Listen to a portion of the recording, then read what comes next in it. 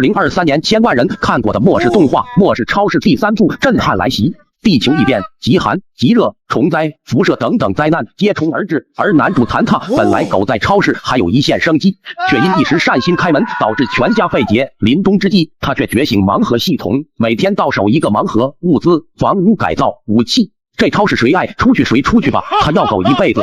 自从经历过上次丧尸事件后，谭塔就把超市搬到了自家小区，把一个大平层改成了超市，生意也很红火。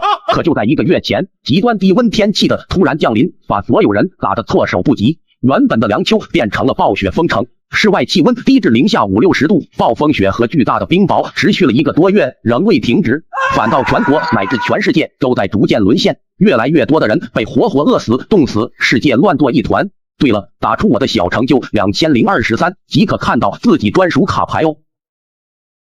好饿啊！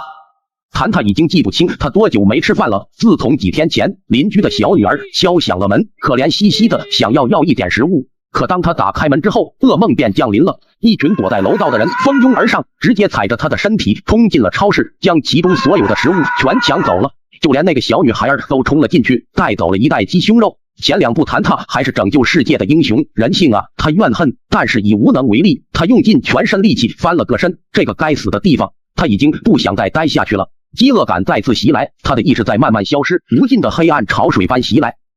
今日盲盒所得9星巧克力1盒。一道声音突然在这黑暗的之中响起，就像是砸出了一道惊雷。谭塔在瞬间便睁开了眼睛，惊坐了起来。黑暗的世界消失了，一盒包装精致的巧克力出现在了他的手中。这是真的。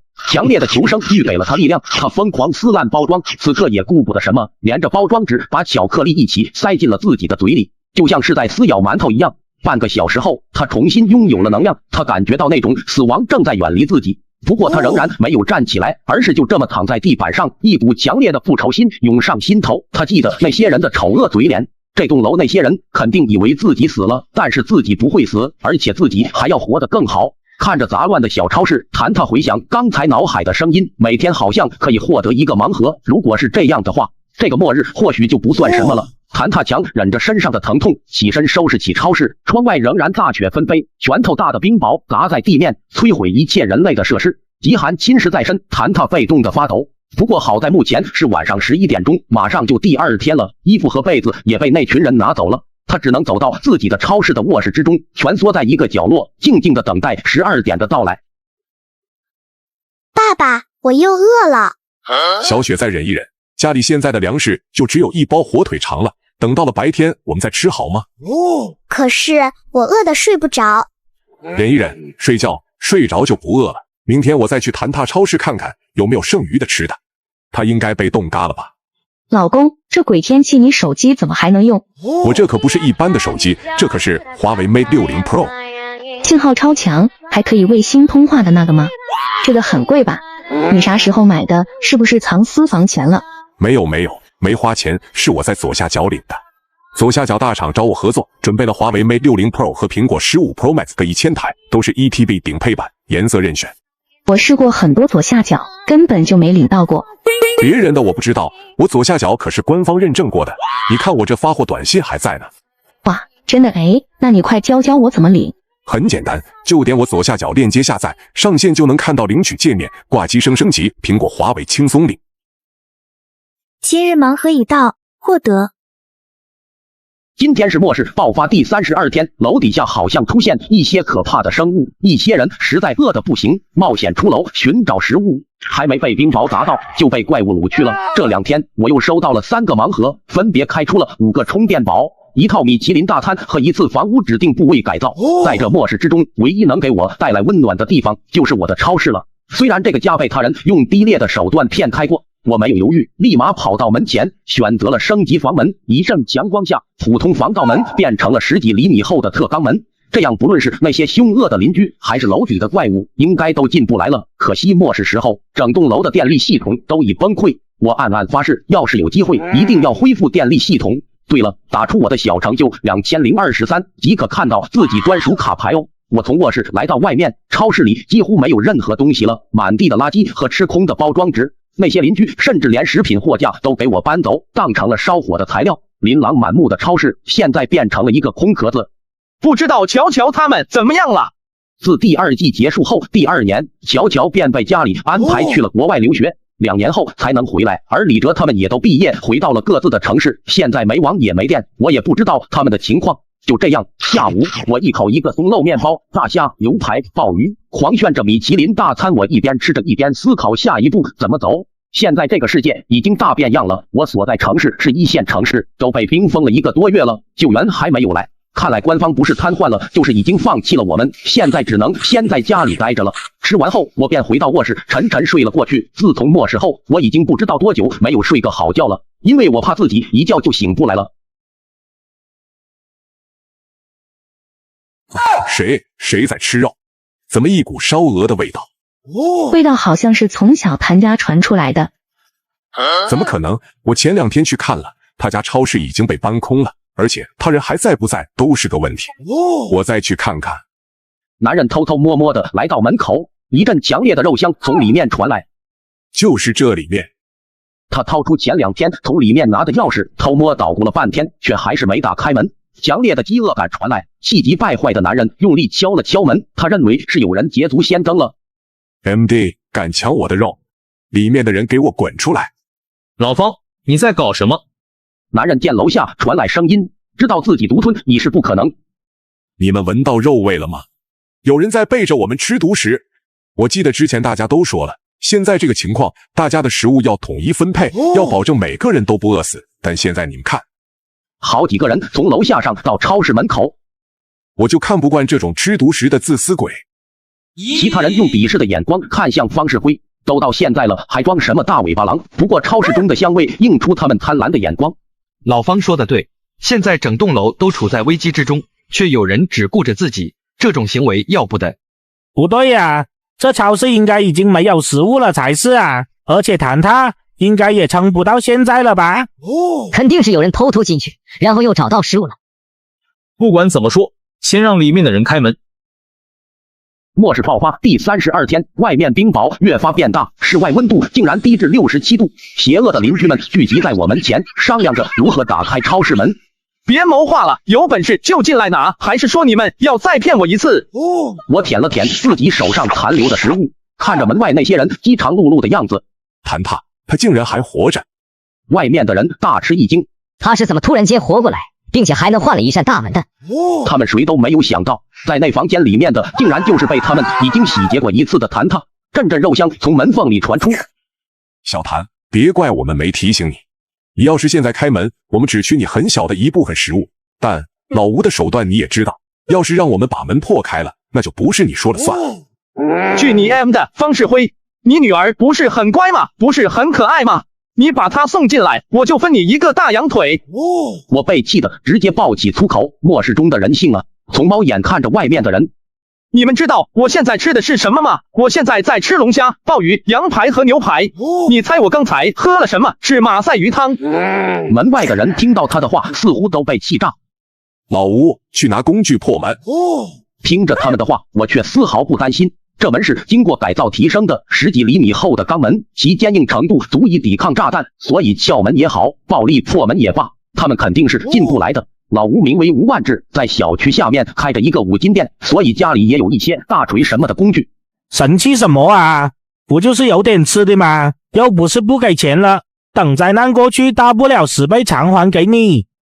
一看就是穷鬼，连这点奉献之心都没有，也不知道是怎么进的我们这个楼。外面的恶邻你一句我一句的骂着，可他们却不知道这场末世可能没那么容易过去。对了，打出我的小成就2023即可看到自己专属卡牌哦。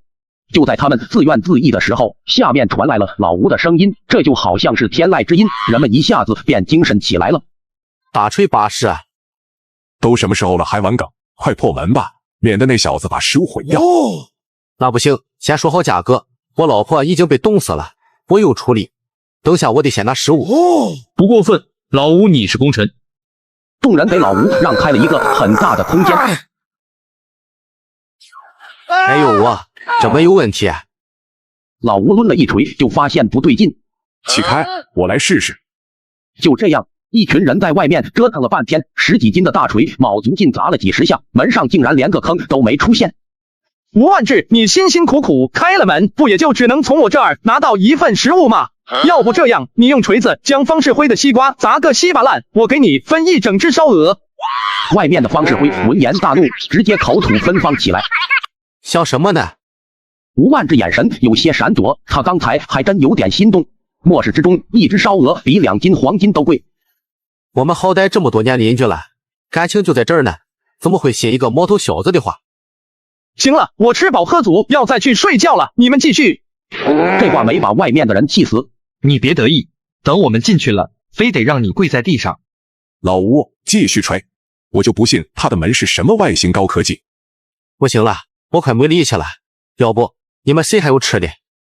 让我吃点东西。老吴话音刚落，人群瞬间安静了下来。实在不行的话，咱就去请五哥吧。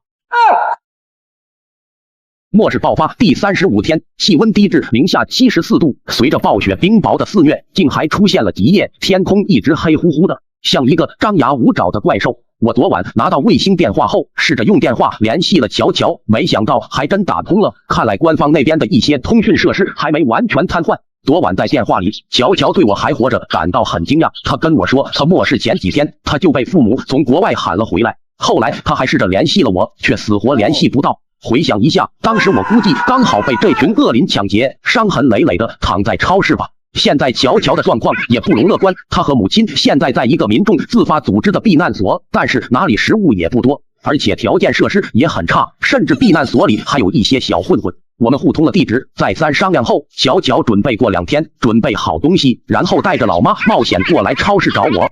就这样有了卫星电话，后续我又联系了李哲他们，可电话却都打不通。希望他们还活着吧。谁能打出这个字，年后事事顺利。来到门口，我不仅皱起眉头，从昨晚到现在，门口都已经没人敲门了，也不知道他们是放弃了还是在谋划什么。其实昨晚他们也试过砸墙，但是由于经历过丧尸末世，我在装修超市的时候就都选用了最好的钢筋、钢板来加固墙壁，再加上极寒冻的墙邦邦硬，现在普通的破壁机都根本破不开。不管了，先去吃饭。将之前的忧虑放下，现在还是尽情的享受美食吧。一口火锅吞入肚，从此不再是凡人，阿布不再是饥寒之人，而这火锅的香味也不断的传播下去。火锅这种东西本来就味道非常重，在如今这个其他人都快要饿死的年代，火锅的香味更是飘散的彻底。距离超市最近的方世辉在自己的床上瑟瑟发抖。爸爸，我饿。别特 M 的叫，我也饿。要不将之前那袋牛肉打开吧，一直放着，我也怕冻坏了。而且不是说五哥就要来了吗？等到时候我们就都有吃的了。家里还有什么吃的？快没了，还有2袋鸡胸肉，1袋牛肉和1袋5香鳕鱼，应该还能让我们撑个几天。还有这么多？之前谭塔衣服里有1袋鸡胸肉，他们之前都没发现。那还不错，等五哥来了，我们打开了谭塔家的门，短时间内就有不愁吃的了。来，把牛肉打开，今天我们吃顿好的。转眼间，饥寒交迫之中2天过去了。这2天我把超市收拾了一下，垃圾顺着阳台扔了下去，而我也靠之前和何阳学习的经验，检查了超市的电路，以备不时之需。今日盲盒所得，沙漠之鹰满弹夹手枪1把。今日盲盒所得，房屋指定部位升级1次。门外的安静让我有种不祥的预感，我得利用好这2次盲盒。这栋楼应该就是老板说的那栋楼了，都打起精神，别被偷袭了。末世爆发第34天，外面冻死饿死的人越来越多，甚至楼道里全是冰碴，我却躲在超市，怎么谋划着生存下去。前2天盲盒开出了5桶泡面和1桌重庆火锅，这下又可以续一下命。门外的恶灵看撬不开我的铁门，于是便派人轮流敲门，不让我休息。可这对我没有丝毫影响，因为我卧室的隔音足以消除这微弱的敲门声。关于他们上次说的五哥，他又叫娄胜化，这个人是市里有名的大老板，底下经营着几个研究重量级防护服的工厂。听说他还和底下黑道有着一定关系，在末日之前也是一方人物，属于黑白通吃。末日之后更是凭借着防护服，可以在极寒世界之中顶着暴雪和冰雹行走，积累了大量的物资，甚至现在还在到处搜寻物资。不行了，我要累死了，本来就没东西吃没体力，还一直敲门，不行咱去请五哥吧。白虎吊车了，告诉五哥了，我们还能摸着汤吗？再等等吧。我悠悠从梦中醒来，门外的敲门声还在进行，他们敲的声音越大越急，我嘴角的笑意就越浓。在他的耳中，他们砰砰砰敲击门的声音就像是贝多芬的奏鸣曲一般美妙。这岂不是说再过几个小时就可以再开盲盒了？我非常好奇，接下来的盲盒会给我什么东西？谁能打出这个字？新年目标定实现。兄弟们还忙着呢，加油！等过年了，给你们包个大红包。我看你能得意多久？就是强撑什么？我还以为他多能忍呢，我看他马上就要服软了。继续。现在门外总共就4个人，剩下的人去休息了。每过大概1个小时就会有人换班。我在屋里用剩余的木材生了一堆火，然后把火锅搬了出来，点燃其中的酒精。我已经好久没吃饭了，随着浓郁香味的溢出，肚子也咕咕叫起来，惊着门外轰轰轰的锤门声。这大冬天的，不吃个火锅暖暖身子能行吗？你们要不要一起来啊？我忘了，你们开不开门？那没事了。一阵阵香味传到门前。你们砸了这么半天，没一点效果吗？这门也不知道是什么做的，这么邪门，我们拿他一点办法都没有。这个小子还真吃起火锅来了，饿死了，真的饿死了，我也想吃火锅啊！起来，不争气的东西，别丢脸了，不就是一个火锅吗？等到这段时间过去之后，我们想吃多少吃多少。幻想着末日能够度过去，这是他们现在唯一的生存动力了。行了，老王刚才已经把事情告诉五哥了，我之前在楼上就看到了，前2天就有穿着防护服的人走到这边了。五哥应该也快盯上我们这块了，跟他说了，说不定还能分一杯羹。就这样，慢慢人群逐渐散去，时间转眼来到晚上12点。今日盲盒所得，卫星电话一枚。无视失误，我瞬间有点小失落。不过我反应过来，拿起电话拨通一个号码。你好，哪位？末世爆发第38天，一群穿着奇怪的人进入了我们小区楼。是从五哥那儿来的朋友吗？王老板，看来你们早有准备啊。持枪男人认识王神，王神是这一群恶灵人中最沉稳的人，是因为他在末世之前也是一个资产过亿小老板，虽然不能和楼胜华相比，但是俩人也见过面。好本事啊，王老板！这天气降临之后，我去过许多地方，像王老板这样将一栋楼整治得井井有条的还一个没有。恶灵们整齐地站在一起，给人一种严格的军事化管理的样子，看起来还有着不小的战斗力。朋友，你抬举了，如今这个情况大家都不容易，我也只是想让大家活下去而已。我知道五哥有本事，兄弟也想在末世跟着五哥喝一杯羹，而且或者说我们这楼里真有能够满足五哥的东西。哦，是什么东西？王老板见事情有戏，不紧不慢地把这几天超市的事情说了出来，但是他并没有说他们抢劫超市的事情，反而一口咬定我是在末世前就囤了大量物资。还有这种事吗？眼前拿枪的男人显然不太相信，现在这个世道之所以这么乱，就是因为这极寒的骤然降临，大夏天突然温度降低了90多度，差不多一晚上就将50多岁以上的老人给一波带走了。恰巧现在这个世界上能说得上话的人还都是50、60岁以上的，这些人一没，整个世界都群龙无首，甚至有些核电厂没人管理，竟然发生核泄漏。没电是小事，但是核辐射的爆发导致核电站方圆几公里都变成了地狱。所以如果真的有这种天灾消息提前透露的话，官方是不会瘫痪到这种程度的。虽然他不相信，但是挨不住恶灵们对我的谩骂，甚至连我家里有国宴这种话都说出来了。持枪男人还是答应前去看看。王老板也别一直叫我兄弟了，我叫王德发，说起来我们还算是本家呢。那感情好，那感情好。今天简简单单吃一点吧，一个餐前面包，澳洲牛排，一份蘑菇汤，土豆泥，还有海鲜拼盘，还不错。签到获得的食物虽然不多，但还算凑合。王德发还没有到超市，就已经确定了王婶话的真假。这种食物的香气，他只在他们老板那边闻见过。随着香味的飘来，楼道里发出一阵肚子的轰鸣声。方世辉首当其冲，就是这扇门。他满脸狰狞，仔细一看，一夜之间，他好像比昨天苍老了许多。原来昨晚他们满心欢喜吃鸡胸肉和牛肉的时候，却发现他们一直不舍得吃的食物已经被低温冻的蜡化一碰变化成了粉末。即使方世辉一再强调五哥的人马上就来，他们马上就有救了，但他的妻子还是受不了这种生活，在半夜顺着阳台跳了下去。备受打击的方世辉将一切都怨在了谭塔身上。如果不是他不开门给食物，自己也不会落得这种境地。王哥，就是这个超市，那个小子极其自私可恶，他从一开始就想把我们饿死。这门好像确实有点奇怪，不过你们竟然打不开这个门，没有试过砸墙吗？末世爆发第38天，极致的寒冷和巨大的冰雹导致部分大楼轰然倒塌，而我躲在自家超市门外，一群人却想破墙而入抢物资。这墙也很古怪，我们试了，砸不开。我站在门内，手里端着一碗鲜美的火锅蘑菇汤，不屑地笑了。我昨天已经利用那一次房屋改造机会，把整个超市的墙升级了一下，现在无论是墙的保温性还是硬度都提高了不止一个等级。小子，我劝你乖乖把门打开，要不然等我们破开门，可没你的好果子吃。啊！我好怕啊！你们这群社畜，就算我打开门，也没好果子吃吧？看这碗香甜的蘑菇汤，再看这冰冷的大地，实在是太可怜了。所以把一碗热腾腾的蘑菇汤倒给天地，让老天吃点热乎的食物多好，总比浪费在你们身上好吧？你……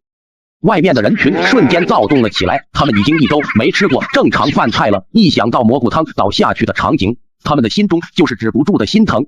小子，别给脸不要脸！你知道我背后是谁吗？呵呵，你背后不就是吴万志吗？我看得见。谭塔，你别装傻，德法可是5哥的人，我劝你把门打开，这样对大家都好。去你 M 的方世辉，什么时候轮到你说话了？有种让那个老五来找我，告诉他不想记就别来惹我。你们继续哈，我也该去吃我的大餐了。楼道里的人都傻眼了，他们第一次见有人这样挑衅5哥。这墙附近有承重墙吗？王婶犹豫片刻，这个我们倒是不清楚。我没听说楼楼国有承重墙这个东西。吴万志文化程度不高，但是刚才那几秒钟，他突然想到，万一5哥决定要将承重墙给破坏，那整栋楼会不会塌了？为他辛苦半辈子刚还完房贷的楼，他楼下开的5金店也会随着灰飞烟灭。那末世之后他该怎么生存？短短几秒钟，他便决定引导王德发离开这个话题。要不你们试试用枪，看看能不能打穿这个门，只要有个口子，我们就能开门。方世辉还在叽叽喳喳的叫，我眼神一下狠了下来，摸着手中的枪。这个该记的东西，我手里这个东西叫穿透环，是前2天签到手枪盲盒送给我的。这个东西只能作用在门上，贴在上面可以让子弹穿过门打出去。不过这种黑科技一枚只能使用1次，我准备拿出来试试。我对自己的枪法还是很自信的，毕竟击了那么多丧尸。谁有人搞偷袭？人群一下乱作一团，我没一枪将他毙命，因为这种末世里，这样他可以更痛苦的走。怎么回事？是谁打的老方？痛了，太痛了！是谁？刚才谁开的枪？看着那黑乎乎的枪洞，冷静，冷静，王兄弟冷静，这不可能是我们开的枪啊！我们要是开枪，为什么要对老方开枪呢？肯定是超市里那小子搞的鬼啊！谭塔他怎么还有枪？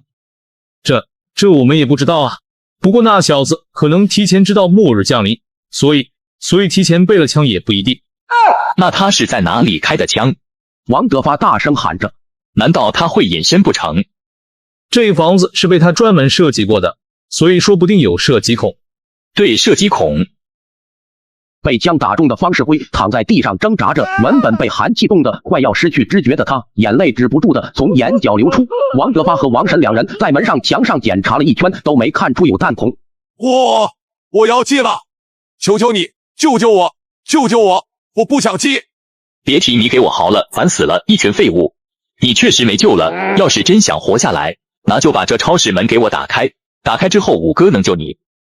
求求你，我还有一个女儿，我得照顾她长大。女儿？放心，如果你女儿乖巧可爱的话，我会替你好好照顾她。有钱人都有一些特殊的癖好，比如5哥，他好像就喜欢一些年纪比较小的。老方，救不了你了，刘医生已经没了。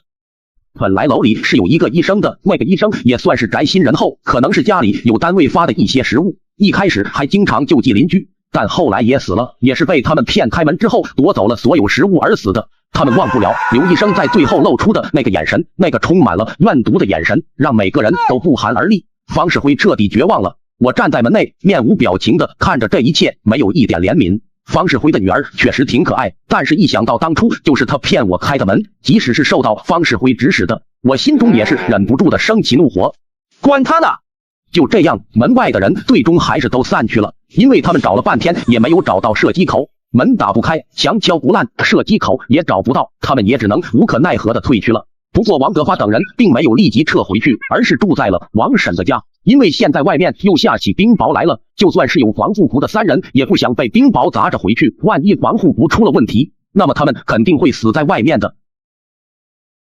就这样，转眼间2天过去了，这2天没人再来打扰我，而我这2天的忙和签到分别获得一个房间布置升级和一堆零食，我用它们布置了一下超市，搞得还挺温馨。由于墙壁的升级，现在屋里也没那么冷了，而且我还获得了一张沙发，可以躺在上面一边休息一边吃着零食。要是能再来点娱乐的东西就好了，不知道下次签到会给什么。外面的大雪没有丝毫停下的意思，不过冰雹倒是变成一阵一阵的。现在这情况，能活1天是1天吧。就算是娄胜化把市长给叫过来，把总统给叫过来，我也是不开门了。我就不信他们能用导弹来轰我的家。昨天我又给乔乔打了电话，了解了他现在的情况。他们避难所每天会发放一些食物，他准备攒1周的干粮，然后做好准备，每天1点距离着来找我。乔乔也是经历过末世的人，以他的智慧，肯定能安全过来。这一路上唯一要注意的，就是这拳头大的冰雹和末世中的人性。就这样，到了第2天，安静了几天的大门竟然又响了起来。没错，是吴万志，他的身后还有一个人，一个不是活人的人，是方世辉。方世辉此刻非常凄惨，他全身上下都被锤子砸得扁扁的。你应该能听到我的声音吧？你之前说只要我将方世辉打击，将他的脑袋砸个稀巴烂，就分我1整只烧鹅，这句话还算数吧？开炮！天灾爆发第41天，极寒肆虐，大批人类嘎去，而我却躲在超市化街上集。五哥，要不让大家伙去我家坐着谈吧？我家有个温层，比这里暖和多了。老王，你还真会享受啊！不过我更感兴趣的是那个能预知末世的男人。老王，你可不能骗我！你要知道，我最讨厌的就是有人骗我，尤其是兄弟骗我。他这一句话就将王婶定性为了兄弟，虽然后者知道这是娄胜化的话术，但在这个时候还是不由得有些感动。哎，其实是这样的。他将灾难发生以来之后的事情说了一下，我是怎么被他们骗开门的，又是怎么被他们夺走一切的，以及最后我又是怎么奇迹一般的复活，并在家里构建了铁堡的。他的东西就跟凭空出现一样，而且我敢保证，他家里绝对还有大批物资。这样，老王，你将楼里的人再叫过来，等下我们就去楼上将门破开，到时候我给你记一个大功劳。好好好。就这样，半个小时后，五哥，这栋楼还活着的人都来了。我站在门口，看着外面密密麻麻的人，不由得有些紧张起来。虽然我之前很自信，并且也觉得娄胜化没有那个破开房门的本事，至少短时间内没有，但没想到娄胜化居然这么快就来了，而且还带着许多人。都来了吗？都来了。那就好。对了，怎么不见王德发队长？他呀，没事，你们马上就要去见他了。五哥，你开炮！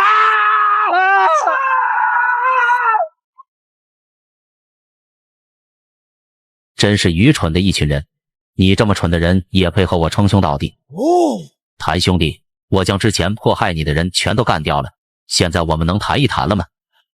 前2天来这里打扰谭兄弟的那个人叫王德发，我也处理了，将他带过来。他的脑袋上有一个弹孔，一发子弹轻而易举地夺走了他的生命，在他生命的最后都有着迷茫与不解。谭兄弟，我这人呢，干别的不行，但就是会看人。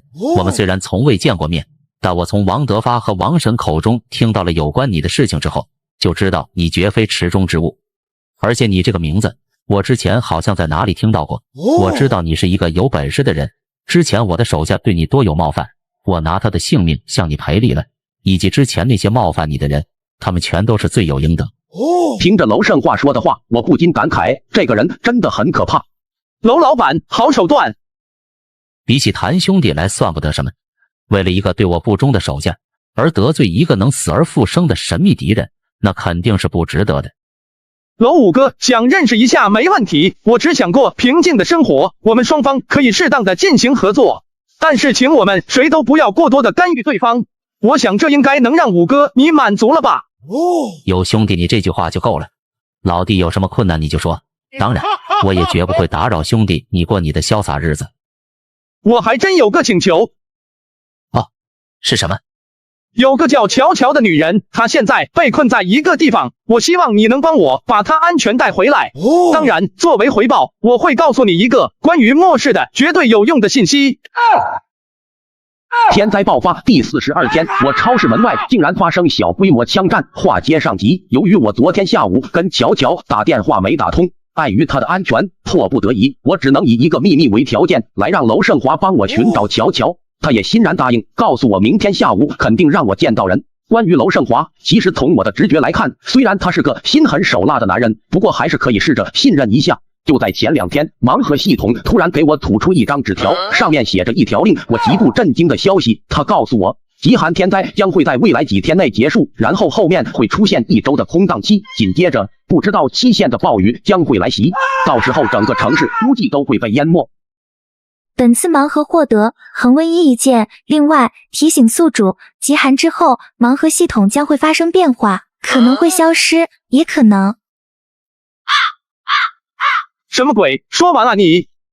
这个消息也就是我将要告诉娄胜华的秘密。极寒来临时，我没有时间准备，而这次我准备利用这1周的空档期，做好万全之策。对了，评论区打出加油，可以触发不同特效哦。就这样，之后我又试着联系了乔乔，但是他的电话依旧打不通。希望你没事吧？就这样，辗转反侧之中，转眼间到了第2天。谭兄弟在吗？你说的弟妹，我给你带回来了，你看看是不是？我看向门外，一个女人慢慢走来，果然是乔乔，但是她的状态却不是太好。怎么不见乔乔吗？谭谭，你没事吧？我没事。压制住心中的激动。娄五哥，你找的没错，你先让你的人退下，我兑现承诺。娄五哥，我接下来的话，如果你要是相信我，你就做好准备；不相信你就当个笑话听听就行。几天后，温度会升高，极寒会消失，但是……我简略的告诉了他暴雨末世，但并没有说全。就这样，娄胜华表情虽然很镇定，不过我能感觉到他内心很震惊。明白了，老弟，我回去后会提防一下，就不打扰你们了。有什么事记得联系我，我先走了。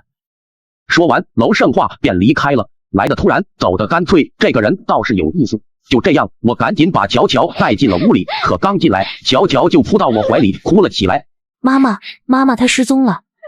原来前天，自从乔乔发现外面的冰雹变成一阵一阵后，他便开始带着乔妈来找我。他们趁着没冰雹的间隙，一栋楼的前行着。可其他幸存的人也纷纷试着出门寻找物资，外面行人变得鱼龙混杂。3、5个饿极了的小混混看上了乔乔的美貌和食物，想要占为己有。虽然乔乔有着过人的机智，但是由于带着乔妈，并且2年的和平生活让她顿时不知所措。毕竟是女人，她只能选择和小混混周旋，摆脱他们。他们是在我旁边的小区发现乔乔的，因为乔乔的发色很容易辨认。但是乔妈却在人群中和乔乔走失，因为不知道娄五哥的底细。刚才乔乔忍住了内心的焦急，可这会儿怎么办？谭谭，妈妈她不会有事吧？你放心，乔乔，我马上联系五哥，让他帮忙找一下。现在极寒，马上就过去了，妈妈肯定会没事的，相信我。就这样，在我的安慰下，精神紧绷了2天的乔乔竟然就这样睡了过去。之后的2天，天气果然急速回升，短短2天，气温已经回到了零下15度。巨大的冰雹和楼下的怪物也都消失不见，越来越多的幸存者从家里出来寻找食物，他们欢呼雀跃，以为末世过去了。喂，谭兄弟怎么了？弟妹的妈妈正在寻找中。奇怪了，这么点大的地方，怎么找不到她？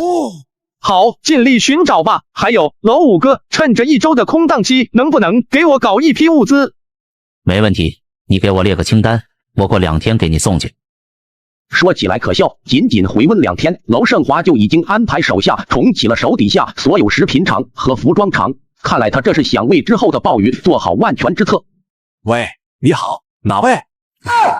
天灾爆发第43天，我成功将乔乔带回超市。由于他身体受了一点轻伤，此刻正在床上休息。大街上的人也越来越多，极寒天灾在慢慢消失，温度也回升到了零下5、6度。昨天下午，我成功联系到了李哲，着实令我惊讶了一番。我问了他现在的处境，他告诉我极寒来临时，他刚好在家。由于经历过丧尸末世，他养成了往家囤点食物的习惯，也正好救了他一命。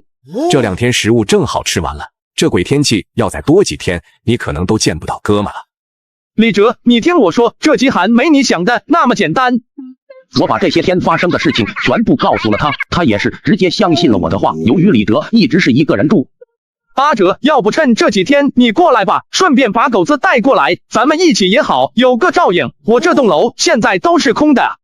说来也巧，极寒来袭前几天，因为我工作太忙，没时间照顾德牧，就把狗子放在李哲那边几天。幸好给李哲了，要不然这狗子肯定能被这群恶灵煮着吃掉。就这样，李哲答应我马上动身跟我会合，帮助我准备下面的暴雨末世。谭兄弟在吗？你需要的物资我都给你整过来了，这里面的食物和衣服估计够你俩坚持2年了。好的，没问题，感谢五哥了。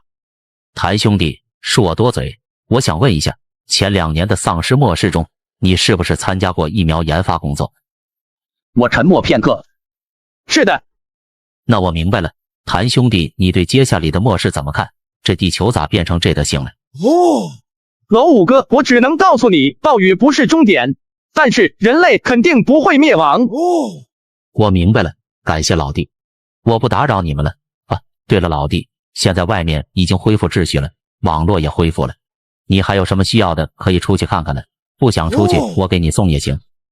说完，五哥还是急匆匆的走了，像是有什么急事。听完娄胜华的话，我不禁感叹，人类的社会真的太强了，这才短短恢复温度第3天，生活秩序已经开始恢复了。但是他们不知道，还有5天将会面临更猛烈的天灾。极寒忍忍还能过去，暴雨洪水的话，一旦被侵蚀，几乎就没了。更何况暴雨中还夹杂着某些东西。谈谈，你在吗？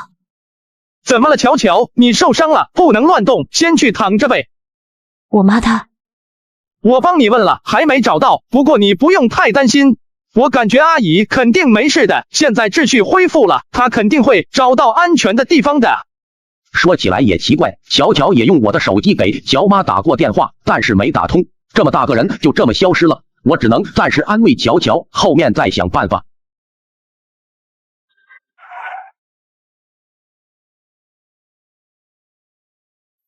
谭塔，你这超市门怎么整的跟防空洞大门似的？开门。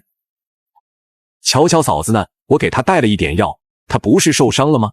你先进来，没时间寒暄了。阿哲，听我说，下午我给你个单子，你去外面不论什么渠道，你也得给我搞到，钱不是问题。放心，交给我。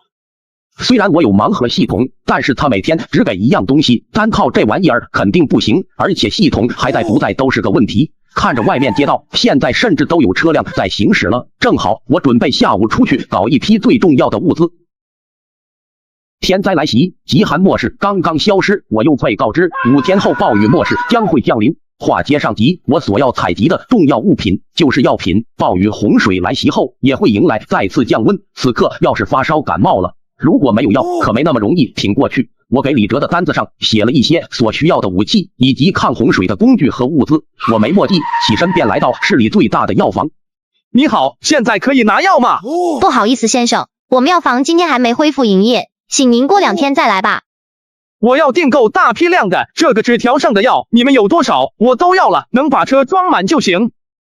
可以的，先生，您里面请，付完原字，我马上安排人给您装。这2年我开超市也搞了不少园子，况且还有乔乔每个月给我发男友补贴，小金库早就满满当当的了，完全不用担心资金问题。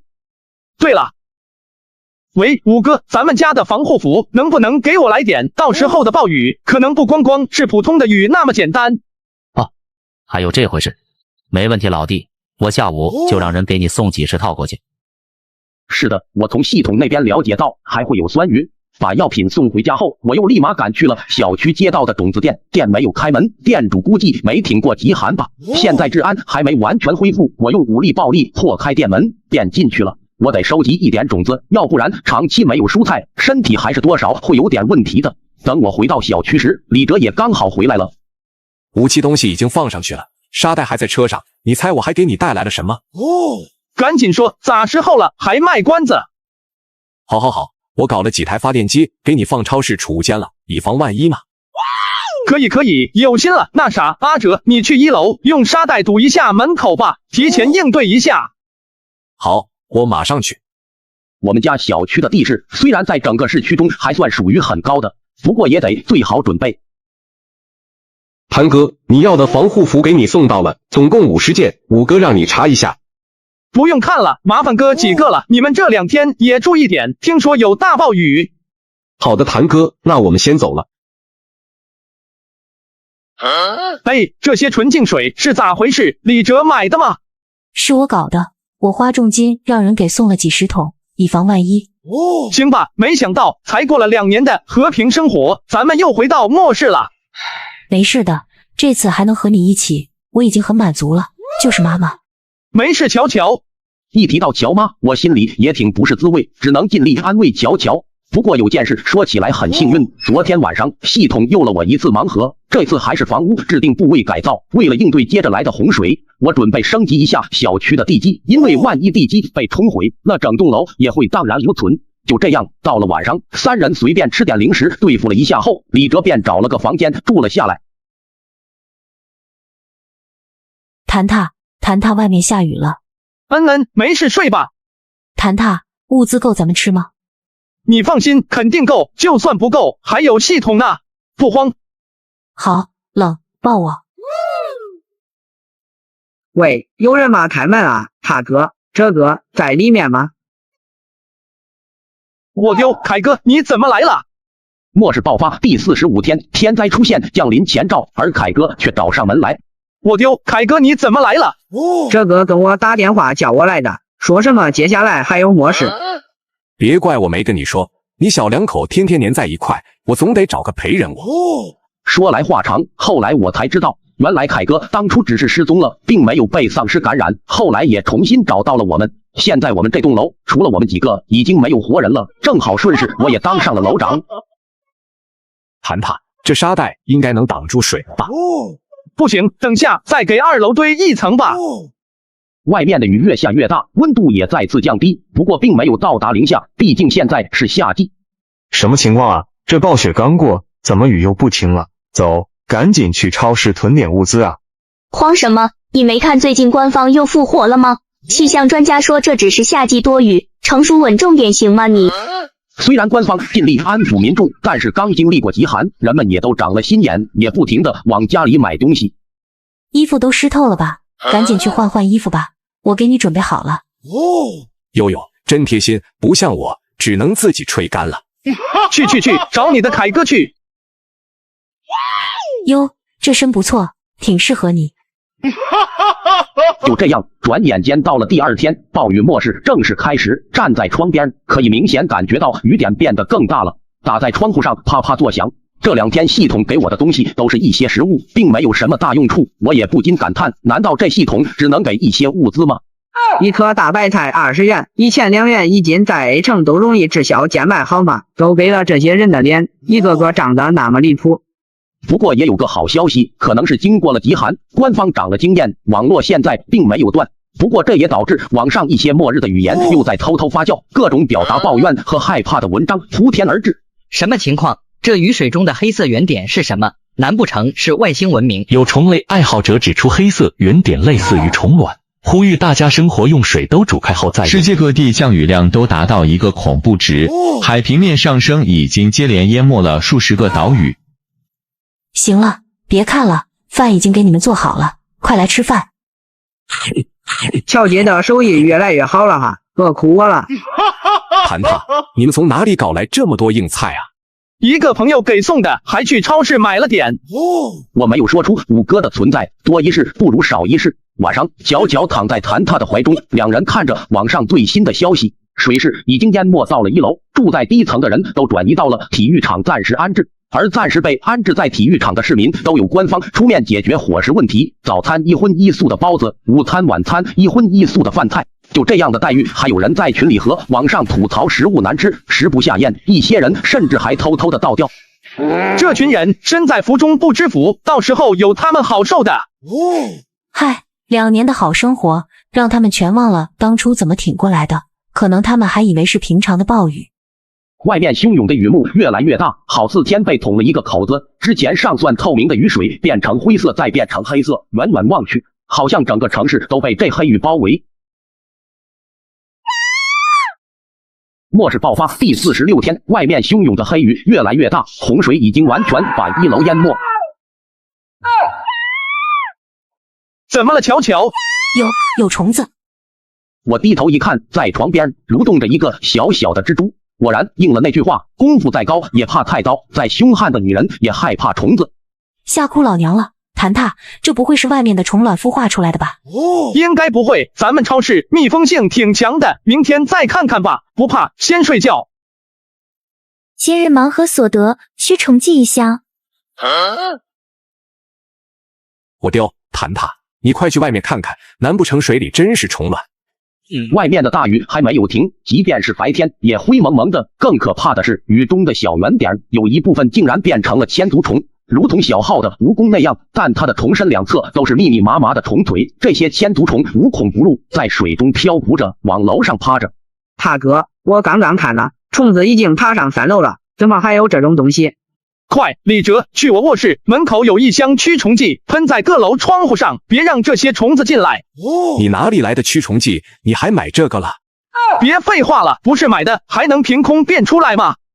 昨晚我还对着驱虫剂不屑一顾，没想到这么快就用上了。系统现在还是每天一个盲盒，也不知道之后会变成啥样，有一天用一天吧。黑城的居民昨天晚上就像是从鬼门关里回神的，无数人睡到半夜，感觉裸露在外的皮肤上、脸上以及胳膊上都麻麻痒痒，以为是蚊虫在叮咬，一掌打下去，蚊虫没有打到，却打到了一手的虫，伴随着的还有一阵阵恶臭。救命啊！谁家有杀虫剂？我家快被虫子淹了。我用压缩饼干和罐头换。官方呢？给我们换个类似于胶囊型的住所啊！这种半露天设置的体育场还没被水淹嘎，都要被虫子吃嘎了。各位市民们不要慌，我们正在安排人员转移，大家尽量收拾好东西，在家不要出门，等待转移。第一天的虫灾，官方迅速做出针对措施，各种驱虫的药剂由穿着生化服裹的严实的防虫人员各个角落的喷洒，一袋袋虫子被抬进广场上的空地焚烧。小部分的居民每个人都发了2、3瓶的驱虫药剂，如果见到了成片的虫子，只需要对其喷洒就行。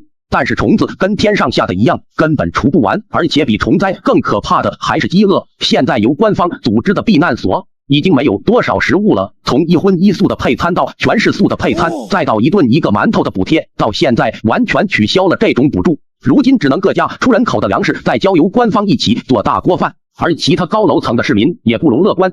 12栋205的马炮，你去年借了我们家20斤的米，现在该还了吧？哪家都不容易。我可没借，没饭吃活该。极寒刚过，你都不知道囤点食物，你怪谁？你给我等着，我现在就游过去找你。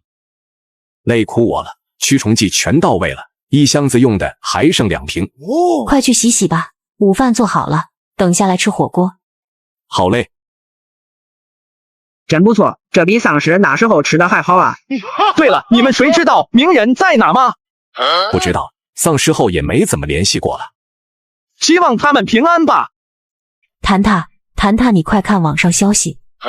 小道消息说，再有一段时间就会转移了。转移到哪个城市去？不是说了最少要3个月吗？不是转移到别的城市 ，A 城的水位越来越高了，我们得要往高的地方走。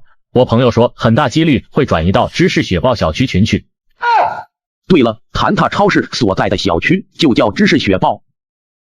末世爆发第47天，暴雨洪水夹杂着虫灾，外面瞬间乱作一团，而我却躲在超市吃着火锅唱着歌。什么？大批幸存者要转移到咱们小区？怎么办？谭塔，咱们这边这么多物资，你这大门当时极寒他们没趁手的工具打不开，现在还能防得住吗？气氛一下沉闷下来，个人的力量在庞大的势力面前显得那样弱小。所以现在能做的就是如何站在官方的一面，为他们思索解决问题的办法。随着水位线的上升，A 城的粮食危机也越来越严重，一桶泡面从90涨到300再到900，就这还只是有价无市。大人饿得有气无力，孩子饿得哇哇哭闹，这种连续的全球性的灾难让人措手不及。极寒刚消失，还没庆祝2天，暴雨又不停了。近期有不法分子以千足虫粉充当面粉，以物换物，希望广大市民擦亮眼睛，不要被骗。我说为什么这东西这么便宜？我用2桶泡面换了5斤啊！这些鸟蛋的就拿虫粉来诓骗我。你这算什么？收到消息的时候我都吃了一半了。你真是有事，臭得跟老八的汉堡一样都吃得下去。我宁可饿啊，都不可能再吃一口这东西。外面虫灾还在到处肆虐，很多人被这东西咬得叫苦连天。这雨到底什么时候才能停啊？请各大市民注意 ，A 城的下湾区出现鳄鱼伤人事件，如非必要，请大家尽量待在室内。雨势过大，积水过深淹没鳄鱼养殖场，不排除鳄鱼往其他地区游动，请大家出行注意安全。这是干什么？现实版的狂暴巨鳄吗？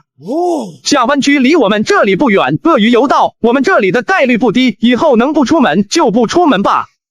就这样，转眼间到了下午，乔乔终于迎来一个好消息，他竟然联系上了乔妈。原来乔妈和乔乔走散第2天，极寒就已经消失的差不多了。乔妈也尝试着寻找乔乔，结果也没找到。不过网络一恢复，他就接到了乔爸的电话。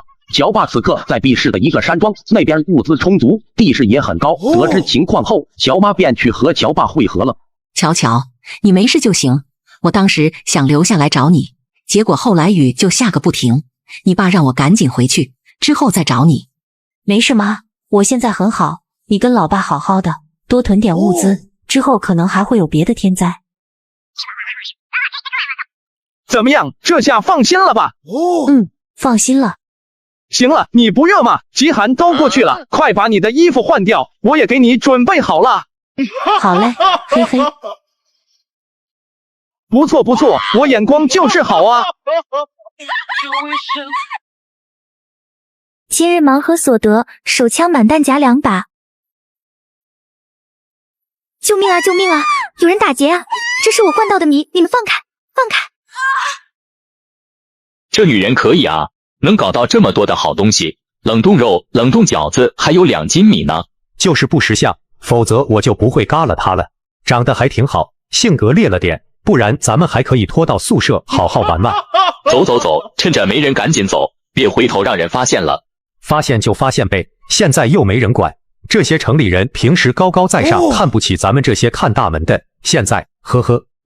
咱们先去17栋的2单元，住在5楼的那个小主播，整天穿的好看极了，我可真想尝尝它的味道。巧了，兄弟，我也有这个想法，不如一起。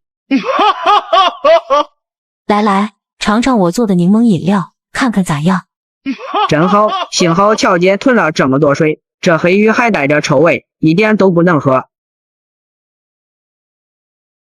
这就是知识雪豹小区了吧？水位果然不高。你们看，那17楼还亮着灯啊，走，上去看看。天灾爆发第48天，随着洪水水位的上升，大批幸存者开始转移，而他们转移的地方竟然是我超市所在的小区。奇怪，这栋楼怎么一个幸存者也没有？好像只有17楼亮着灯。有人吗？里面的人出来，这块地方已经被官方征用了，你们现在也没食物吃了吧？快出来参加集中管理。你们是谁？什么事？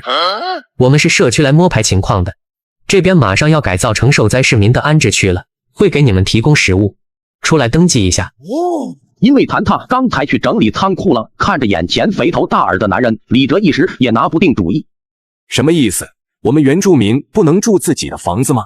别废话了，叫你出来你就出来，不是不能住，那么多人转移过来，这么大地方能住得下吗？要把你们的房子改成宿舍，不过作为补偿会给你们每天多发一些食物。听着男人的话，李哲都被气笑了。不需要，我们可以自己获得，就不麻烦了。你。这时冯春才注意到这后铁门上面竟然还有4个大字谭塔超市，他心里一下就起了贪婪之心。你们一个超市弄这么厚的铁门干嘛？我怀疑你们私藏违禁品，快点开门接受例行检查，否则别怪我们动用武力了。此次天灾A城很多市民挨饿，但这些人一个个吃的肚子浑圆，身形肥胖，不知搜刮了多少油水，灌出他们这群肆意妄为的蛀虫出来。随便你们吧，求你们动用武力。你们给我等着，走，拿家伙去。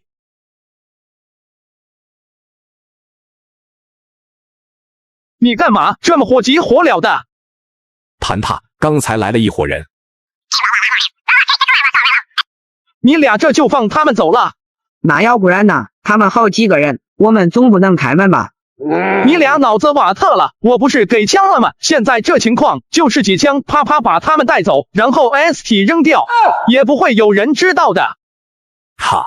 当时没想到，怎么搞？他们肯定会来复仇的。不怕他们会来，怕的是他们不来。行了，盯着点门口，把枪带好，随时准备吧。就这样，转眼间到了下午，我发现了一个令我十分震惊的秘密：我的系统竟然可以吸收千足虫，而且吸收完之后，系统上面竟然出现一个黄色光条，吸收的量越多，光条进度越长。难道这系统真的能升级吗？乔乔，去看看李哲昨天扔的那袋虫子还在不在了，给我带过来。随着虫子的道路，黄色进度条飞快拉满。系统升级成功，等级2级，从此刻起可以选择盲盒所获得的物品类型，请选择今晚类型。我心头一震，虽然不知道为什么千足虫可以让系统升级，但是总归是件好事。再三思考下，我选择了机器，因为现在超市内几乎没有可用的电器，就算能给个微波炉，那也不错。谭塔，别忙了，天都黑了，先出来吃饭吧。就这样，吃完饭，转眼间到了晚上12点。今日盲盒获得中型烘干机1台。我叹了一口气，又是一件没用的东西。看他，有人来了！快，抄家伙，这次不能放跑他们！天灾爆发第49天，外面汹涌不断，却有人看上我的超市。透过猫眼，不出意外的是，刘二根那张长满横肉的脸，为了怕自己表情不够丑陋瘆人，还叼着一根烟应景。哟呵，这次怎么这么识相？昨天你挺横啊！让开，我要检查内部。你们怎么回事？听不懂人话是吧？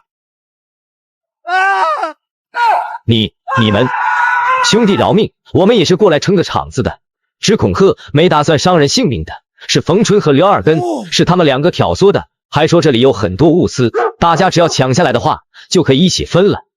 被点名的2人吓得脸色苍白，尤其是刘二根，更是当下湿润，竟然真吓尿了。饶了我这条狗命，我再也不敢了，再也不敢了。难以想象这种平时在普通人面前作威作福的败类，遇到了硬茬子会这样不堪一击，什么尊严都不要的，就像捡回一条狗命。自觉点，2互相绑起来，别让我发现你们搞虚的。谭塔，楼下有人，抱头蹲下，别反抗，否则我们就地格杀！快点，你们3个！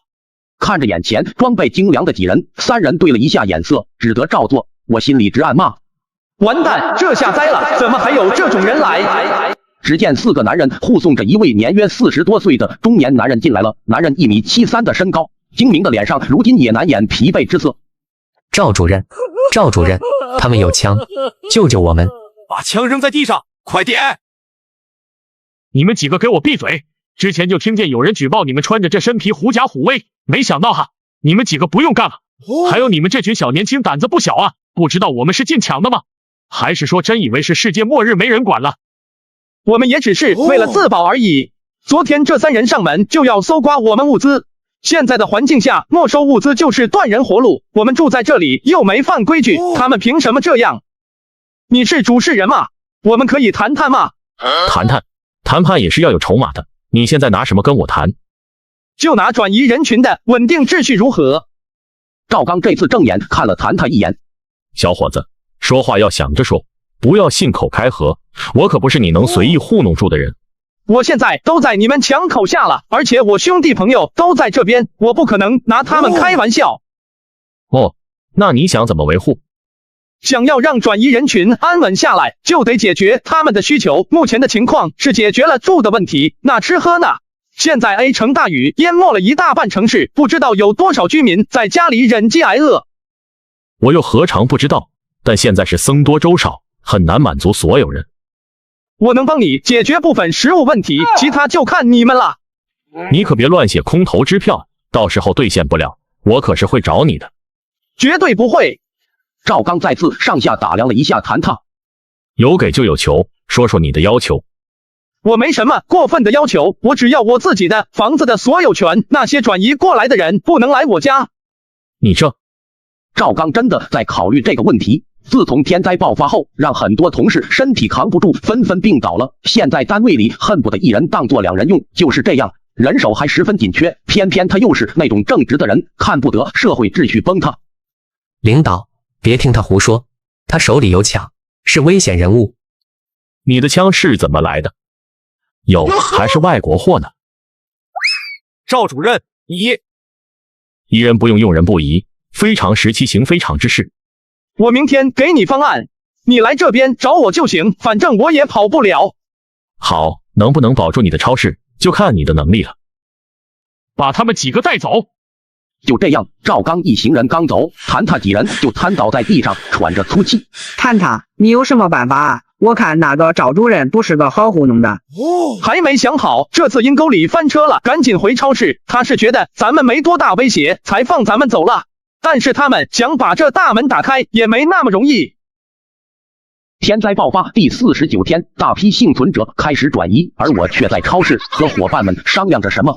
其实我上午开门把冯春他们绑起来，就是看看能不能靠着他们这身皮，让人给我收集千足虫来升级系统。可偏偏时运不济，遇上了赵刚。但是反过来一想，如果能利用好赵刚，是不是比冯春他们更胜一筹？就这样，再三思考，我拨通了五哥的电话。喂，他老弟，怎么有空给我打电话了？你在那边没事吧？没事。我跟五哥简易的说了目前的情况。我就是想问一下，你那边还有什么装备吗？能不能暗中给我搞一些？老弟，短时间估计是不行了。A 城整体地势太低，我也转移了，现在离你那边比较远。不过你也不用怕，据我现在的情报所知，官方已经控制不住秩序了。在和城相邻的城出现了个叫联府组织的，烧伤强烈，无恶不作。现在势力惊人，官方拿他们都没有办法。估计主任那几个兵都是最后的家底了，你只用防好那批转移过来的人和联府组织就行。人恶极了，什么事都干得出来。就这样，现在看来只能等系统给武器了。不过看着满仓库的物资，我突然想到，也许真的可以利用一下赵刚。谭踏，早点睡吧，不要想了，明天再说明天的事情。好，马上睡。对了，储物间那台大烘干机哪里来的？你之前还买这东西了？这个明天你就知道了。今日盲盒所得 M4A1 满弹夹1把。三流子，你别说，那小主播还真挺带劲，可让咱哥俩爽了一次。哥，你下手太狠了，他能不能活下去都是个问题。管他呢，可惜了，水位现在越来越高了，听说中午就要转移至是雪豹小区群了，要不然5楼那个储户室说不定还能续续缘分。没事，说不定还能见到呢。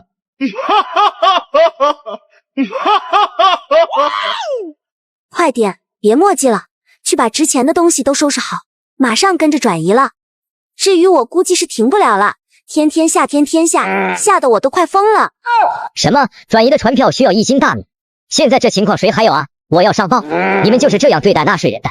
我还是找个游泳圈游过去吧。我被分到了 A 区，你们呢？我在 C 区。芝士雪豹小区群有那么大啊？你说呢？这小区群可是 A 市最大的小区群了，可惜旁边就是太美山，地势高。听内部消息说，极寒来的时候温度下降太快，很多户主都嘎了，所以才能给我们空出这么多房间。小伙子，在里面吗？你今天可要兑现诺言了。在的，也不用开门了，就这样说吧，毕竟现在子弹都不长眼。好。主任，关于转移者的食物问题，我觉得可以就地取材，这铺天盖地的千足虫不就是最好的食物吗？我考虑过这个，但是这个虫真的难以下咽，就算烹饪了也不行。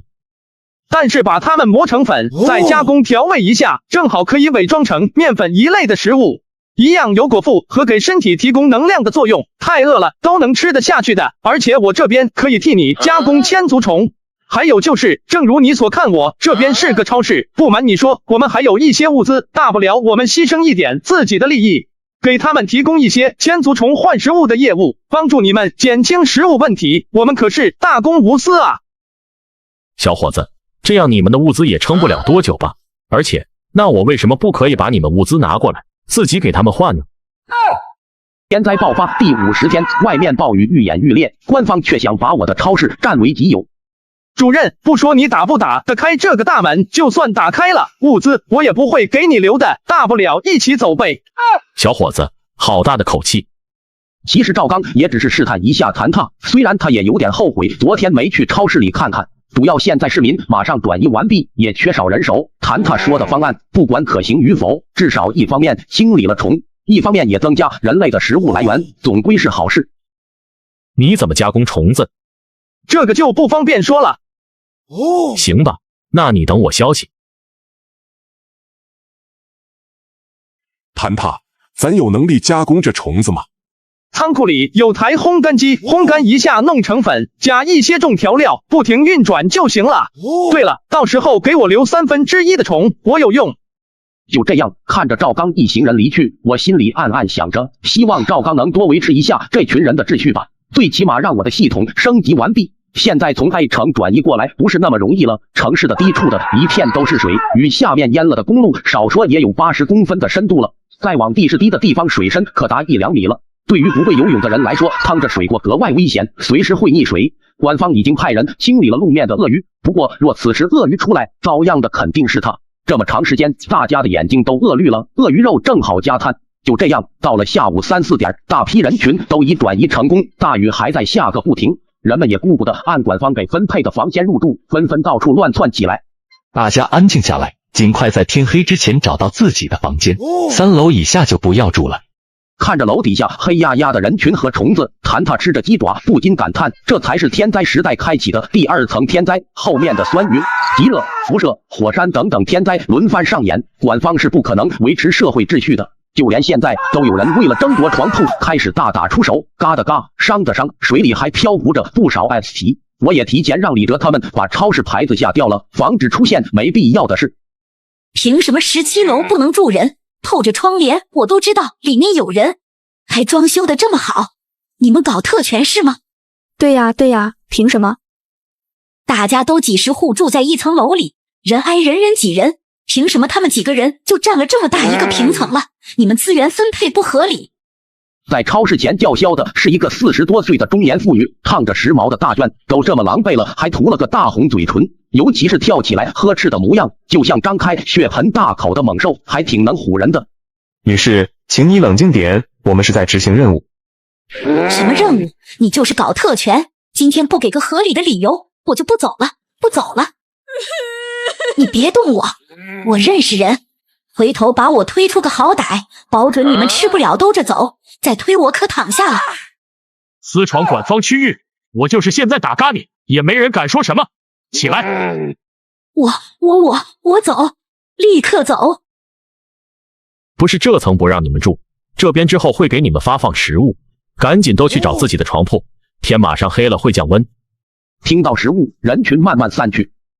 为什么这个床铺也不让我住？人人都欺负我这个老人了。这下有点恼了，人多的地方哪能没有江湖？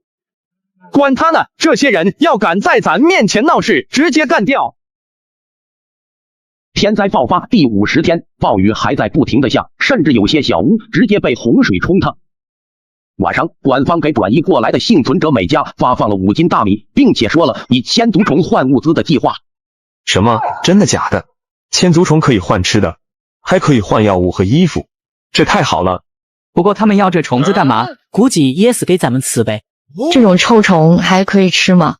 官方认证的还会错吗？天灾后庄稼都没了，现在消耗的都是存粮，难道存粮没了，咱们要活活饿嘎不成？这种虫就算能吃吧，关键是谁会吃这种东西啊？那臭味直冲天灵盖，隔夜饭都给臭吐出来了。我看你是身在和平年代太久了，历史上闹饥荒的时候，吃树皮都算不上什么，吃观音土吃到腹胀像怀孕一样。人在有选择的时候总会挑3拣4，没选择的时候只想能活命。就希望这大雨赶紧结束吧，要不然再下1个月，这边也会被淹了。看他，咱们能有那么多物资给他们兑换吗？什么时候兑换的差不多什么时候截止呗。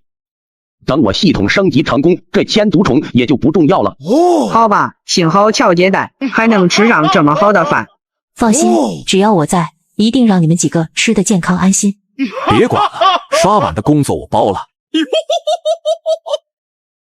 今日盲盒所选种类：食物，玉米100斤。看着系统发出的光亮，谭他想到，昨天赵刚还提出要搞个千足虫加工厂和官方兑换点，这样既能够提供一些岗位，还能多产出点虫粉。看来他那边还有存粮，不过也无所谓，自己这边获得的虫子应该也够系统升级了。谭他已经迫不及待的想知道系统能量调满了后会带来怎样的改变。就这样，到了第2天，官方就发布了具体通告。即日起，千足虫可以去1栋17楼或者2栋8楼换取食物、药品以及生活用品。具体兑换模式如下：100斤千足虫可换1斤米或者面粉，300斤千足虫可换衣服或退烧物或感 M 药等等。物资有限，先到先得，请大家行动起来。这通告一发，直接掀起了一波捉虫热潮。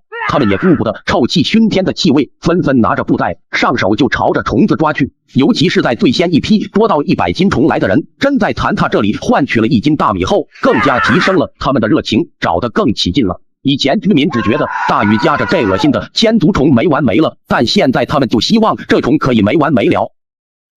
我的天啊！今天收了1万斤的千足虫，换了80斤的米，剩下的都是换药的。恐怖如斯，照这样的速度，咱们能吃得下吗？都说了物资有限，计划内的数量用完后我们就结束。你们快去搞烘干机，把部分虫子烘干处理好，然后扔给赵刚他们。说着，我拎起几包虫子就往卧室跑去。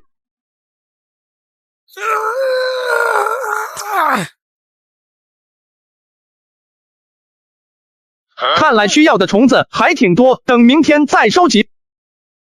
乔姐，今晚咱们吃什么？你们想吃什么？回锅肉成吗？回锅肉的味道有点大了吧？想吃就吃一点吧，做的时候将门窗全都关上，堵严实了应该没事。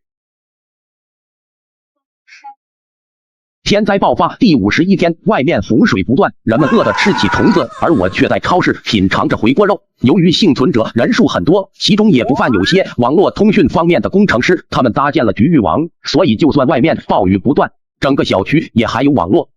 是我的错觉吗？我好像闻到了回锅肉的味道。不是错觉，我也闻到了。什么大户家庭，这时候还能吃到回锅肉？真不做人了！我们家连吃一口米都要算着吃，现在还有人能吃上肉，我都忘了肉是什么味道了。要我说呀，就该将那些人储存的肉拿出来给大家分了。这都什么时候，还不知道团结，真是丧了良心。这就有点强人所难了。别说人家的肉了，就拿你家的米来说，如果你邻居一家马上就要饿嘎了，你会拿出来接济他们吗？当然会呀，我又不是那种冷血无情的人。这群人真有意思，看着肥瘦相间的五花肉，上面还泛着荧光。我开动了哈！今日盲盒所选武器：霰弹枪满弹夹1把。就这样，到了第2天，抓虫热潮还在继续。虽然幸存者们不知道官方要虫子有什么用，不过拿虫子换物资，可以让他们在这末世之中感到一丝温暖。短短一上午，谭他这边就收了2万斤千足虫，烘干机都快干报废了。昨天给赵刚提供了400斤虫粉，今天又收了这么多，仓库都快放满了。去把小推车拿过来。看着脚边大包大包的虫子，少说也有几千条吧。随着虫子的进入，系统上面的进度条飞快拉满。系统升级成功，从此刻起，系统所给的物品可以存放系统空间之中，空间大小3平方。好家伙，原来这第3级就是小型空间。不过好像只有系统给的东西才能存入，而且才3平方，就是不知道能不能再扩大。且盲盒种类又多了一个选项，交通工具。这还能开出车吗？就这样，转眼间抓虫热潮已经到了第3天，短短3天，楼层里的虫子已经消失不见了。现在不是人见到虫子头疼，而是虫子见到人就得没命，甚至很多人都想去水里抓。而我超市里面也兑换出去了2-3吨食物，现在也有点紧张，搞得谭他不得不把每天的盲盒选成食物。不过由于人数庞大，食物依然很紧缺，很多人都是先吃虫粉，真饿得不行了才吃自己兑换的大米。现在这世道真乱了。S 城的事情你们听说了吗？说话别说一半啊！什么事情啊？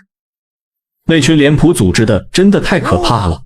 昨天管方发现了他们的一处据点，里面囚禁了一大批人，人人身上没有一块好肉，都是用刀子等利器挖走的。管方一一将这些人安抚好以后，才从他们口中得知，脸谱组织管他们这些被囚的人叫侏罗。侏罗不会真是我想的那样吧？他们吃同类？何止是吃同类，他们还……太可怕了，简直太可怕了！关键是他们的势力很大，不止 S 城有他们的分部， D 城、F 城、M 城都有。而恰巧，如果大雨再不停，我们此次转移很可能就会在这几个区域，毕竟是离我们 A 城最近的几个城市了。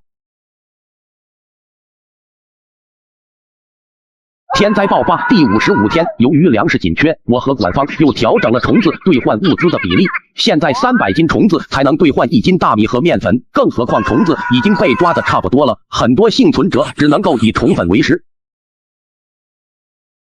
累死老子了！想当初咱们在小区的时候多威风，看上哪个女的就弄，现在却沦落为抓虫子。闭嘴！你想我们被抓吗？住在6栋的都是些穷鬼。为这3瓜2枣的，要是暴露身份，太不划算了。我看那第1栋的人就不错，听说还有一家独霸一个大平层呢，里面肯定有不少物资。空穴不来风，肯定有这档子事。那你们去打听打听消息，听说这边官方的人大部分都被派去 S 城打脸谱组织了，正好他们实力薄弱，有合适的机会咱们去干一票。自 S 城脸谱组织越发肆虐后，小区内的秩序也越来越乱，几乎每天都有人抢食物，嘎的嘎，伤的伤。官方也突然颁布了强降雨下的临时条款。今日盲盒所选交通工具高级房车1辆。自从昨天系统升级后，谭塔就选择了交通工具盲盒，想试试能开出什么东西，没想到开出一辆房车，现在估计是用不到了，只能放在系统空间。而且谭塔昨天又用几百斤虫子升级了系统，第4级只是空间扩大了，变成了实立方，其他并没什么变化。哼，怎么了乔乔？谁又惹你不高兴了？谭塔，今天有个和我差不多大的带娃女人来上门，可怜兮兮的求一些豆奶粉，说孩子快饿得不行了，我看他太可怜，就给了他一些。这挺好的，不过下次不要轻易这样了。原来因为乔乔也到了做母亲的年纪，看着别的小孩惨状，她虽然知道不能圣母，但是在内心的驱使下，还是给了女人一袋奶粉。可乔乔后来才从群里得知，那个女人是怎么评价自己的。不过就是仗着有个好男人而已，你没看到他那小气啊？那么多物资就给我一小袋奶粉，他家都有能力霸占一个大平层，我可不相信他就只有这么一袋奶粉。就这一袋奶粉，他以为我会念他的好吗？呵呵，他就是将我当成打发乞丐的玩意儿，我可不是那乞丐，得亏我家还有存粮，否则真被这女人拿捏住了。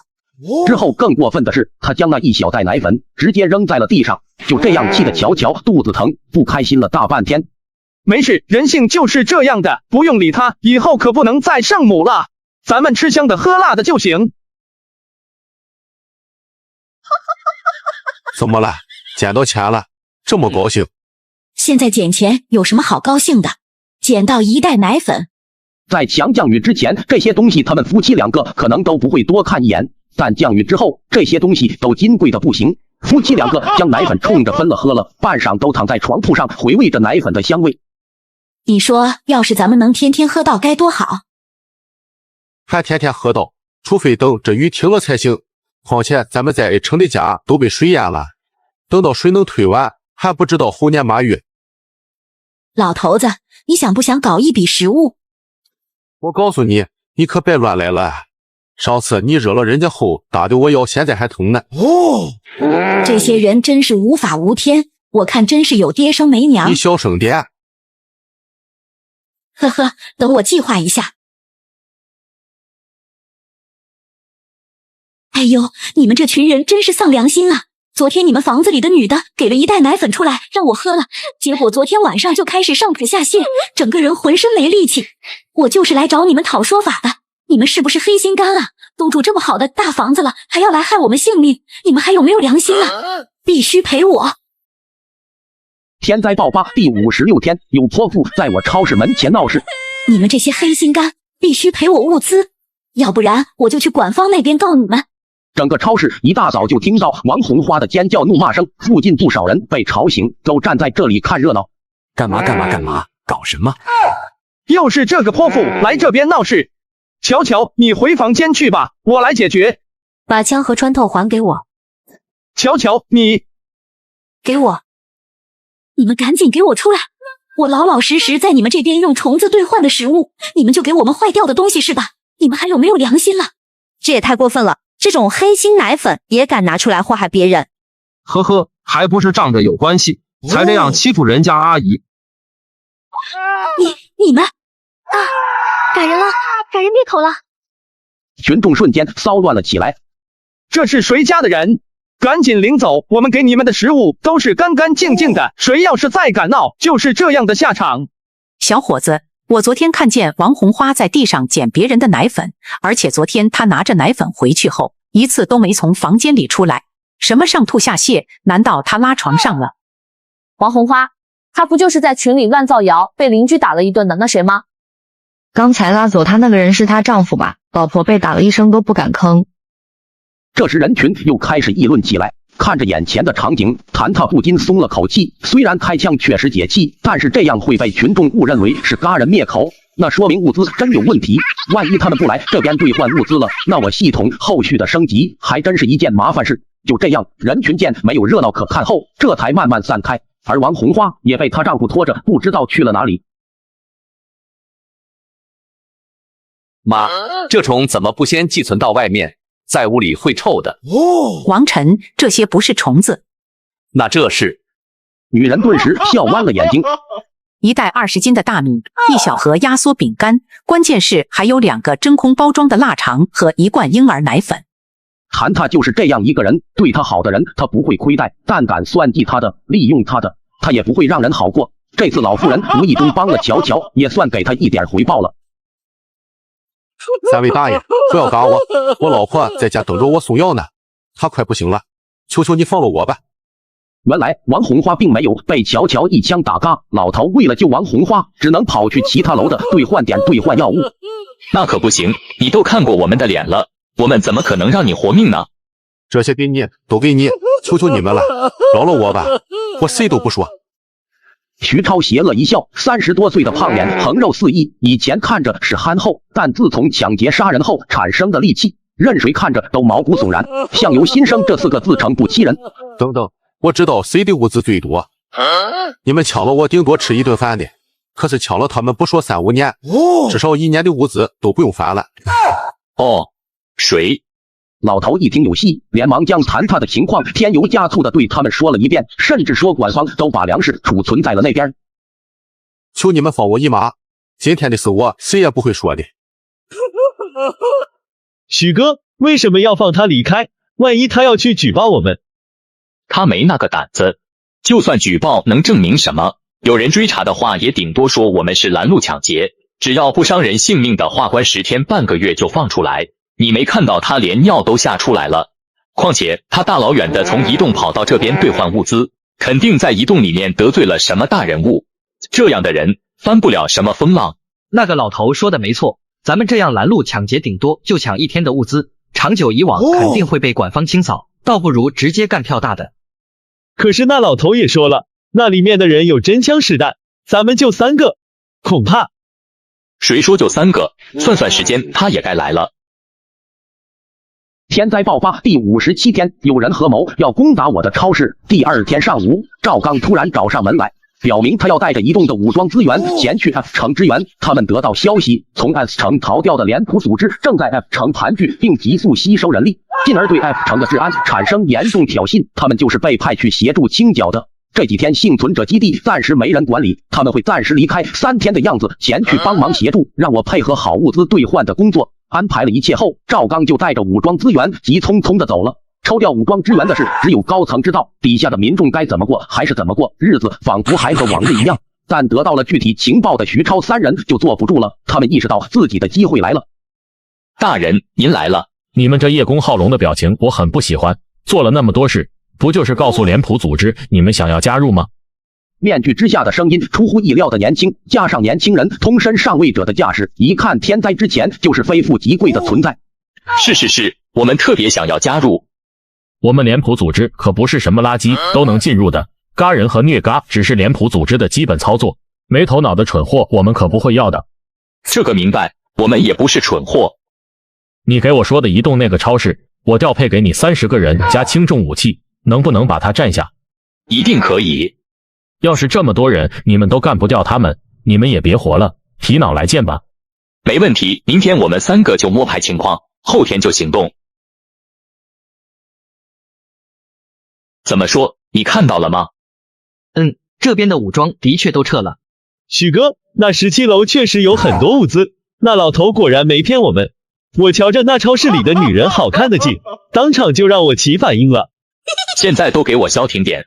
那个人说咱们能把这边打下来，就让咱管理这片区域，到时候你们想干嘛就干嘛。一句句惨绝人寰的话就这样从这些禽兽的口中轻描淡写的说了出来。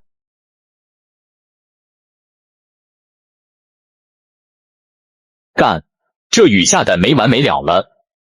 走吧，反正探查的差不多了，今晚咱们打他们一个措手不及。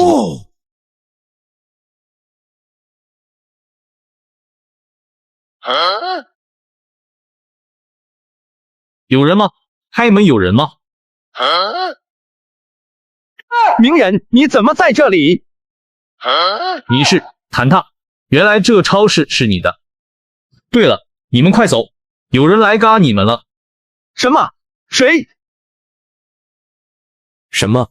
又是脸谱组织？鸣人，你怎么在这边？你是怎么知道他们的计划的？原来自从极寒爆发之后，鸣人所在的 F 市地势高，降温太快，不得不带着家庭随官方转移到了 A 城，而他转移的地方就是徐超他们的小区。鸣人在那边看到了徐超几人的作案手段，便暗中记了下来。没想到到后面暴雪刚停，大雨又开始了，随着水位上升，他们又转移到了知识雪豹小区群。可巧合的，鸣人还和这3个畜生分到了一栋楼，而且更巧的是，这么多天，鸣人和家庭一直都去的管方兑换点兑换的物资，从没来过谭塔这边，所以也不知道他们在这边冥冥之中错过了这么多。可这次鸣人暗中听取了徐超3人的计划，为了知识雪豹小区群不被脸谱组织控制，他只能选择来超市这边告密。接下来便发生了刚才的一幕，超市瞬间安静了下来。怎么说？干他丫的！天灾爆发第59天，我和鸣人成功会合，得知脸谱组织计划将要攻打我的超市。干他丫的！我大致清算了一下超市里面的武器装备：5把手枪、1把喷子、3把 M4、2捆弹药，还有一些冷兵器。另外前些天系统还给了10枚穿透环，被乔乔用掉1个，还剩下9个。你说他们马上来？只说会突然袭击，但我不知道他们说的时间范围在多少，现在估计也快了。脸谱组织一旦参与这件事，动静就不会小，我们整个幸存者基地可能都会沦为战场。家庭你怎么安排的？对，我差点把家庭忘了，他那边2个人呢。就这样，经过再三商量，因为家庭还带着一个小孩，这个小孩是极寒时就继过鸣人的一位大哥的遗孤，为了保护他俩，我们决定让鸣人和乔乔带着2把手枪和1把 M4前去家庭那边接应。都穿戴好防具，他们是冲咱们超市来的，到时候你们随机应变，去2栋看看能不能找到支援，然后从后面包抄，攻他们后方。谭塔，你注意安全，一定不要有事。我们几人都是经历过丧尸末世，真正摸过枪嘎过人的，甚至我和乔乔后来还去练习了射击，我相信他们肯定可以。就这样，空旷的超市里就只剩谭塔和李哲、凯哥3人。没想到又开始动枪了。是啊，趁现在做好准备吧。我把仓库里几百斤的千足虫存货全扔进了系统中，也不管什么宠粉不宠粉了。系统升级成功，从此刻起，系统空间可存放非盲盒内物品，空间3立方。看着系统蓝色字样，想到仓库里满满的物资，谭塔那皱起的眉头稍稍放松了一些。怎么样，都准备好了吗？好了。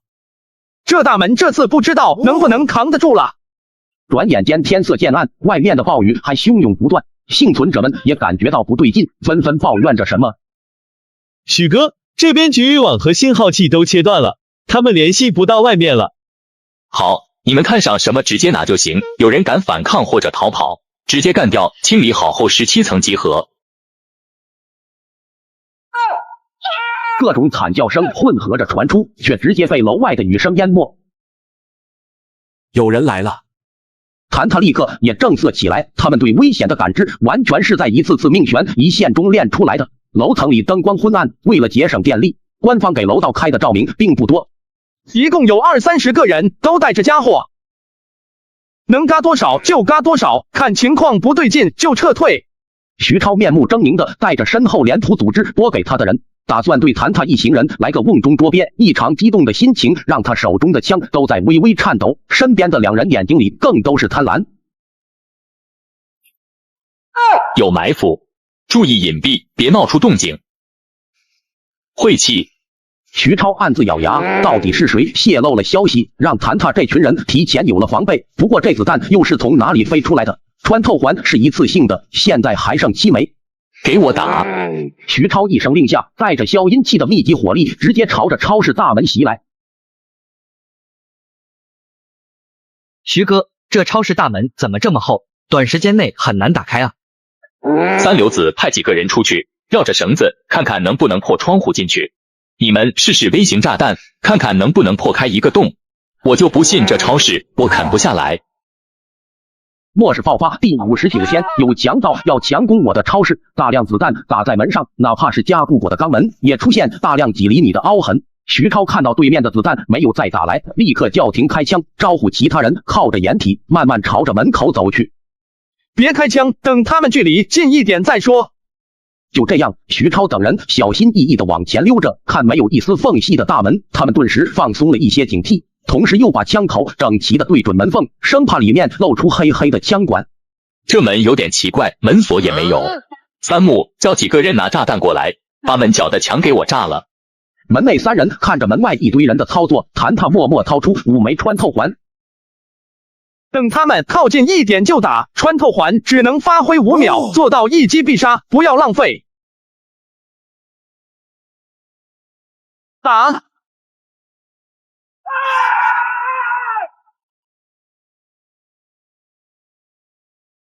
什么情况？子弹从哪里来的？给我闭嘴！我刚才就发现那大门不简单，估计有什么暗格。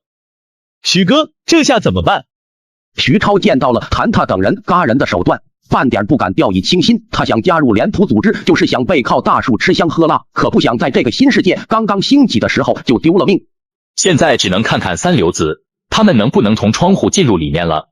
现在我们要组成一支赶嘎队，谁要是能上前用炸弹把门角炸开，只要你还活着，整个幸存者基地的女人和物资随便挑。有谁想去？我来，我来！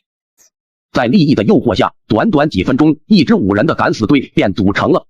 里面的人，我劝你们赶紧投降，还能饶你们一命。要不等我们把门炸开，你们可没那么好过。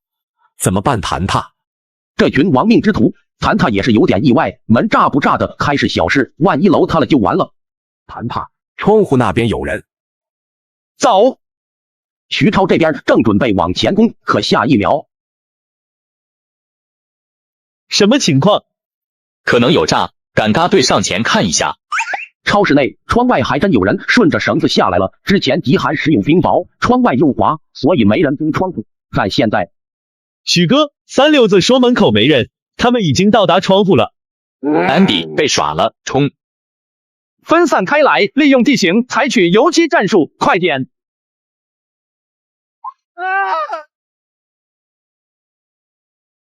谭塔是吧？你逃不掉。话音未落，徐超听到清脆的子弹上膛声，对方的子弹也迅速扫射过来，谭塔一个转身便躲了过去。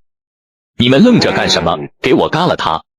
徐超愤怒的眼睛几乎要瞪出眼眶，无法相信这么多人都嘎不了他一个，现在还让兄弟被他嘎了。徐超身边的狗剩此时已经被吓破胆了，他眼睁睁的看着徐超眼睛眨都不眨的将三流子拉到身前当替嘎鬼。明明之前不是说了兄弟要有难同当吗？许哥，我不想嘎，不想嘎就给我嘎了这个谭塔，不然咱们谁都活不成。给我追！就这样，谭塔借助熟悉超市的地形和脸谱组织周转着，不断有人被他射嘎。许哥，房间和储物间没多少物资，只有一些烂白菜和过期食物。MD， 这老头敢骗我！当初他们就是听了老头的话，才将目标打在谭塔身上。他们这趟嘎了这么多人，结果1粒米都没捞着。MD， 他如同一只失控的野兽，眼睛赤红。狗剩战战兢兢的与徐超保持一段距离，之前的色心全都被徐超狰狞的面目吓得九霄云外。报数，1、2、3、6。报到第6个人的时候，空气瞬间安静下来。末世爆发第59天，我超市内部发生枪战。徐超看着仅剩的6人，紧咬住的牙嘣嘣作响。谭塔他们到底是什么怪物，竟然这样嘎人于无声？他原本以为谭塔只是一个天灾前有点钱财的富二代，他这才知道自己碰到了硬茬子了。以我为中心，迅速靠过来。要是再这样分散开来，不知道还会有多少人被他解决掉。徐超也开始慌了。李哲，你没事吧？我没事，身上擦破点皮而已。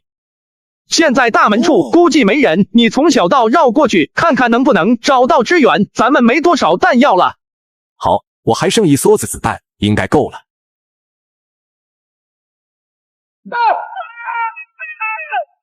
你疯了，快给我住手！狗剩被吓得神经都有些失常。不能停，不能停，他会嘎了我们的。许哥，我们快逃吧，我受不了了。你以为逃了还能活得了吗？脸谱组织可不是那么好惹的。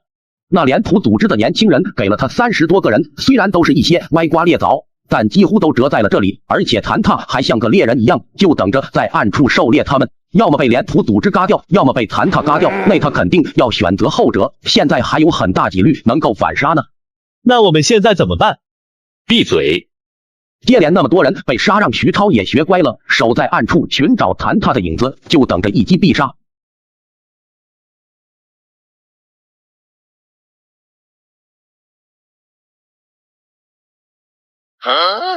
找到你了，给我围上去！谭塔是不是没子弹了？出来投降！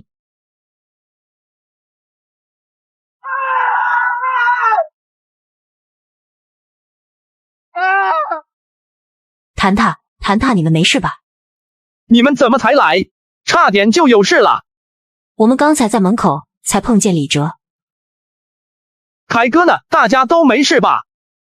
凯哥被打中胳膊了，不过伤口不大，已经去请这边的医生给他包扎了。你挑断了我的手脚筋，别太惊讶，还有你受的呢。鸣人猩红着一双眼走进徐超。鸣人，你怎么了？先别嘎他。鸣人强忍着悲伤，浑身颤抖。那个孩子，声音哽咽到连话都说不出来了。他救命恩人的孩子被脸谱组织的人害了。就这样，谭塔从徐超口中得知了一些情报后，他们便用刀把徐超身上弄出很多口子，然后把大量千足虫放在了他身上。楼道内不断传出他的惨叫，很多愤恨的幸存者也都跑过来，对着徐超拳打脚踢。就这样，不出半小时，徐超躺在地上，已经奄奄一息了。走。鸣人看见徐超这必嘎无疑的架势，才舒了一口气，点头。不过让他惊讶的是，谭塔并没有直接离开，而是将徐超的首级斩下，包在了塑料袋里。你这是，或许能派上用场呢。这美妙的声音。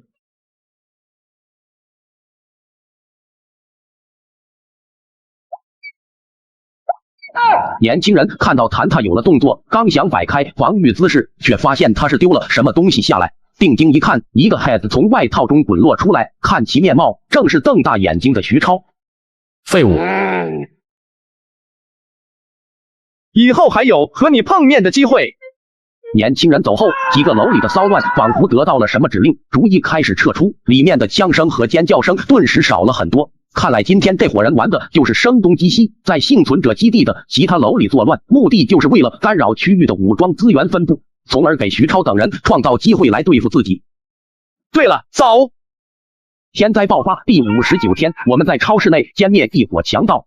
家庭在哪呢？他没事吧？他也受了一点轻伤，现在还在楼下。怎么回事？别提了，光想着躲地面上的敌人，没想到水里也有大家伙。多亏鲁王臣。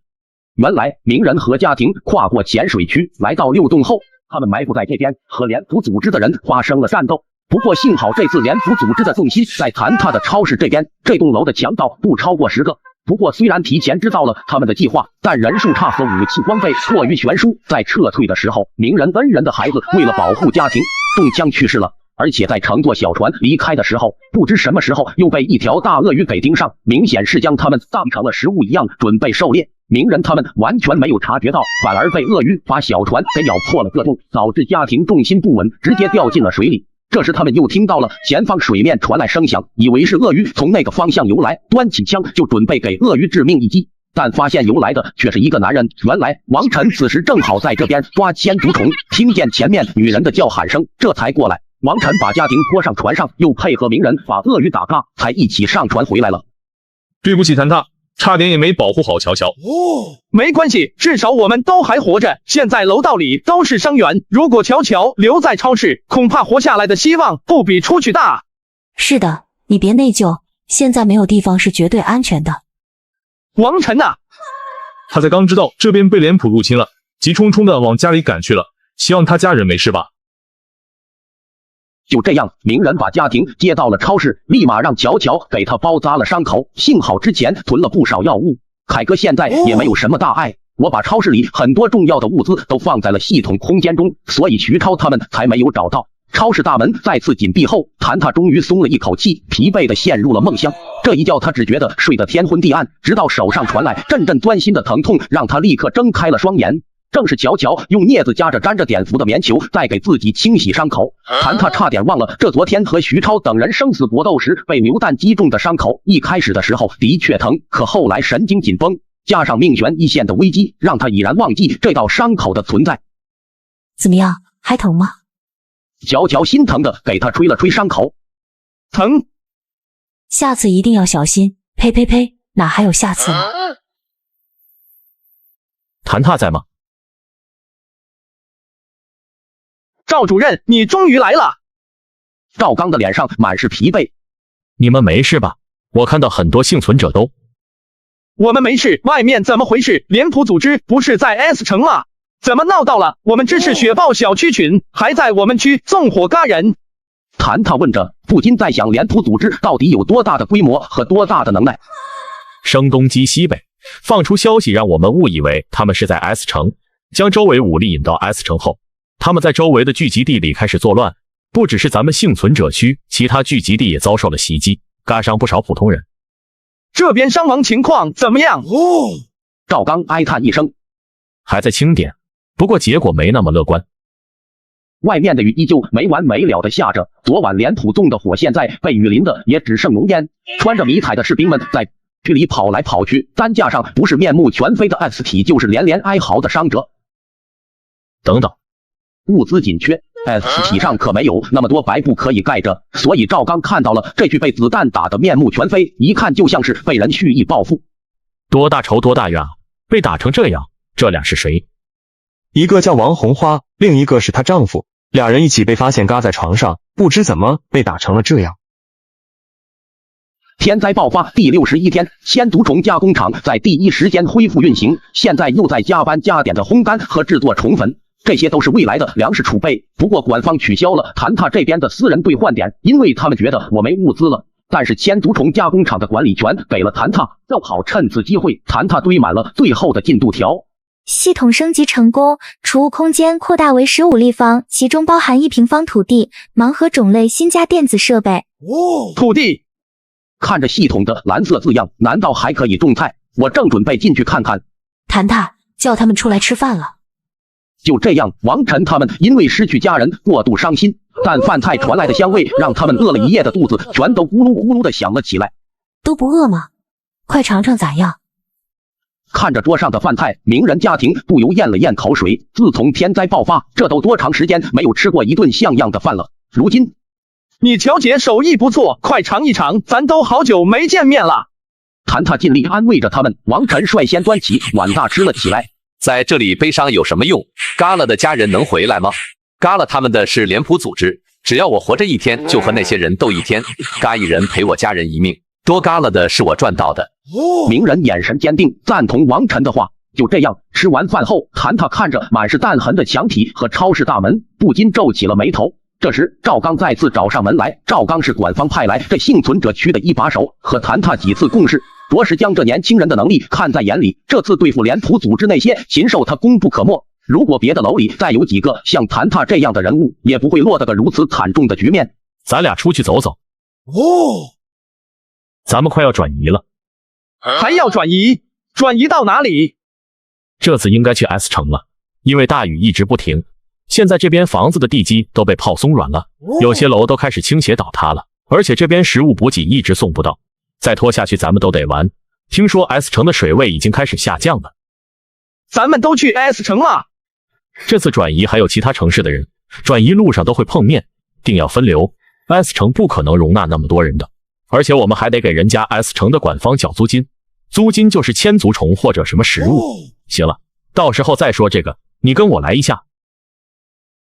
两人走到一处厂房停下，谭塔见此目露诧异，这不就是之前清理灾后区域时摆放尸体的地方吗？来这里干什么？厂房外还有真枪实弹的战士在守着，直到进去里面的铁门，谭塔才看到宽大的厂房里都摆着2人宽的密封玻璃容器，里面装着的都是上次被挪走的 S 体，可能是低温的原因，现在的 S 体并未腐烂，神态面目依旧看得清清楚楚。谭塔还看到了面色苍白的冯春芬，她是王晨的母亲。此时正面色惨白、肢体僵硬的赤裸躺在玻璃器皿里，她的身上都附着着一枚枚比之前大好几倍的黑色虫卵。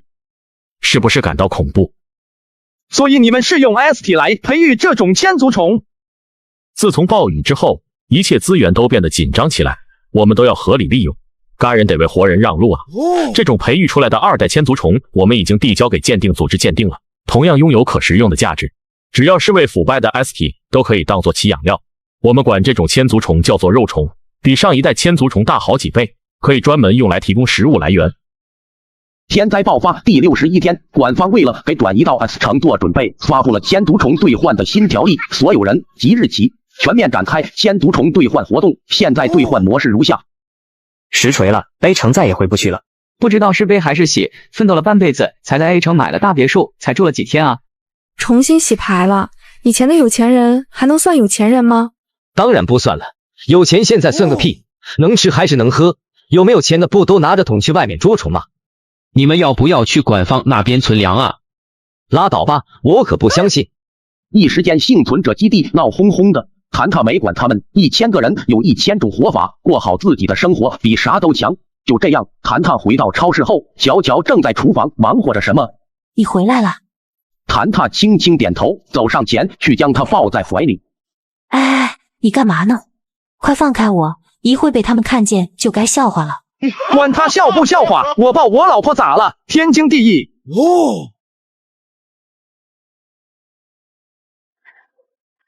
凯哥，你恢复的咋样了？怎么还在玩曙光防线？太好玩了，塔哥！现在海外丧尸 SOS 国服要上线了，冰封末日病毒变异，玩家需要搜集物资，羡慕团队，升级庇护所来对抗随时出现的丧尸，老刺激了！你也可以玩一下试试。好，你腿现在还疼吗？好多了，鸣人哥帮我上了药，现在已经不疼了。外面现在咋样啊？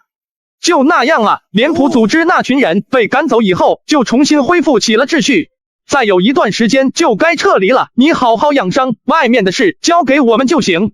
对了，王晨啊，怎么没见他？听你这说，好像出去捉千足虫了。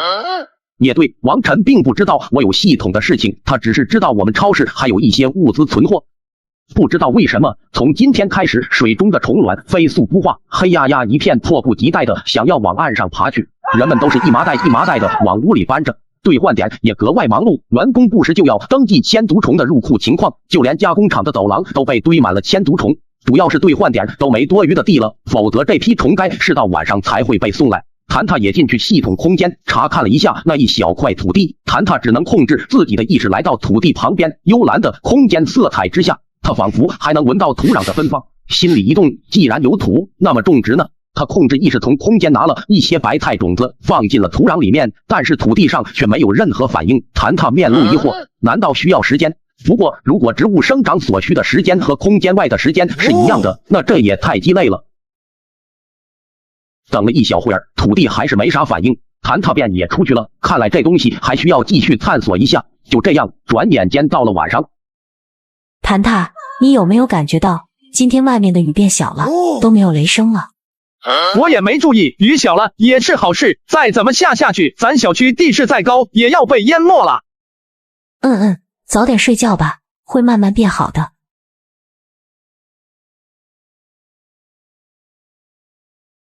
今日盲盒所选电子设备监控器1台。韩踏，韩踏，你快出来，外面出太阳了，现在正在下太阳雨。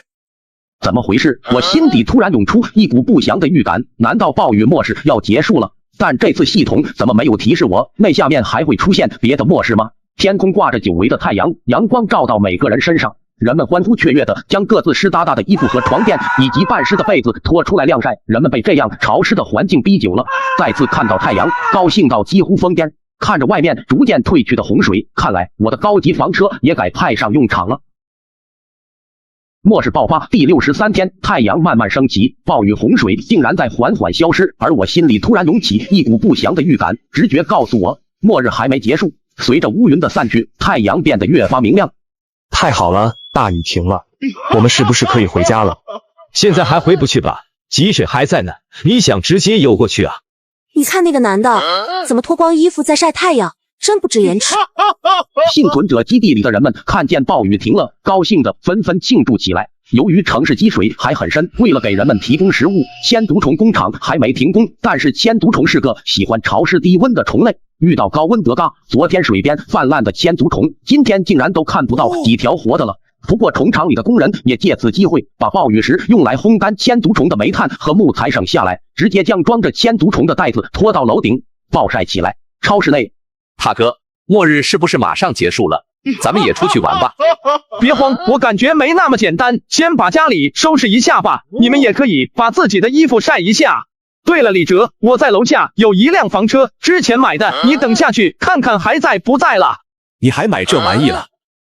本来想着跟乔乔旅游去，谁知道突然末日了。谭踏你在吗？小谭啊，我怎么感觉这事没完呢？赵主任是指哪件事？还能是哪件？就这天气啊，昨天还是10度左右，今天这温度得有30多度了吧？而且现在还不是夏天，咋怎么反常呢？赵刚愁眉苦脸的，昨天暴雨停止的时候，他心里轻松了许多，想着接下来计划怎么让人们回到市区。可这才过了1天，温度就升高了10几度，要是再这样下去，不恢复秩序，他都不知道该怎么管理了。我觉得得要做2手准备吧，至少不能和之前的暴雪和暴雨一样，打得我们一个措手不及。这倒是。就在他还想再说些什么的时候，他手下的副手在不远处唤他，像是有什么事情要报告。就这样，谭踏重新回到了超市。凯哥如今的气色好多了，气温升高，再加上伤口每天都换药，所以愈合的特别快，运动都没什么问题了。谭踏，我看这房车还挺高级啊，你之前停哪里了？竟然没被大雨淹了。是的，自从赵刚跟我说了转移的事情，我就跟他们讨论了一下，我们一致认为看情况，但是也要做好转移的准备，因为这边很多大楼都被水冲泡的倾斜开来，变成了危房，而我就准备把房车给升级一下，这样在转移路上也可以让我们变得舒适一些。第一步就是汽油，正好我超市仓库内还剩几桶之前囤的汽油，差不多能让车跑个1000把公里。不过为了以防万一，我还是把碗的系统盲盒选成了工具，想看看能不能给我开出几桶汽油。正好昨天晚上的监控我也准备安装在车上，这样可以随时监控外面的情况。房车的内部还是挺大的，有一个卫生间，一个小厨房，冰箱空调也一应俱全。不过一辆房车估计住不下我们这么多人，我准备到时候看看能不能再搞一辆 SUV。李哲，去超市储物间和吴万志的五金店看看，有没有什么能用的钢板或者工具给咱拿过来。如果下面还有末世的话，那接下来的几天就是天灾转换的空档期，这可不能白白浪费。天灾爆发第64天，持续快1个月的特大暴雨彻底消失，接踵而来的竟然是持续上升的高温，很多人即使脱了衣服，也热得满头大汗，不得不跑进幸存者基地旁边的密林之中躲避太阳。昨天晚上，系统盲盒开出了2块容量为3度电的户外电池，正好可以装备在房车上。超市内大家伙也都热得不行，拿着扇子或者什么东西不停扇着风。家庭，你去冰箱看看还有没有冰块，和你乔姐一起给大家做点冰镇饮料吧。好，我顺便再给狗子搞点冰吧，它都快晕过去了。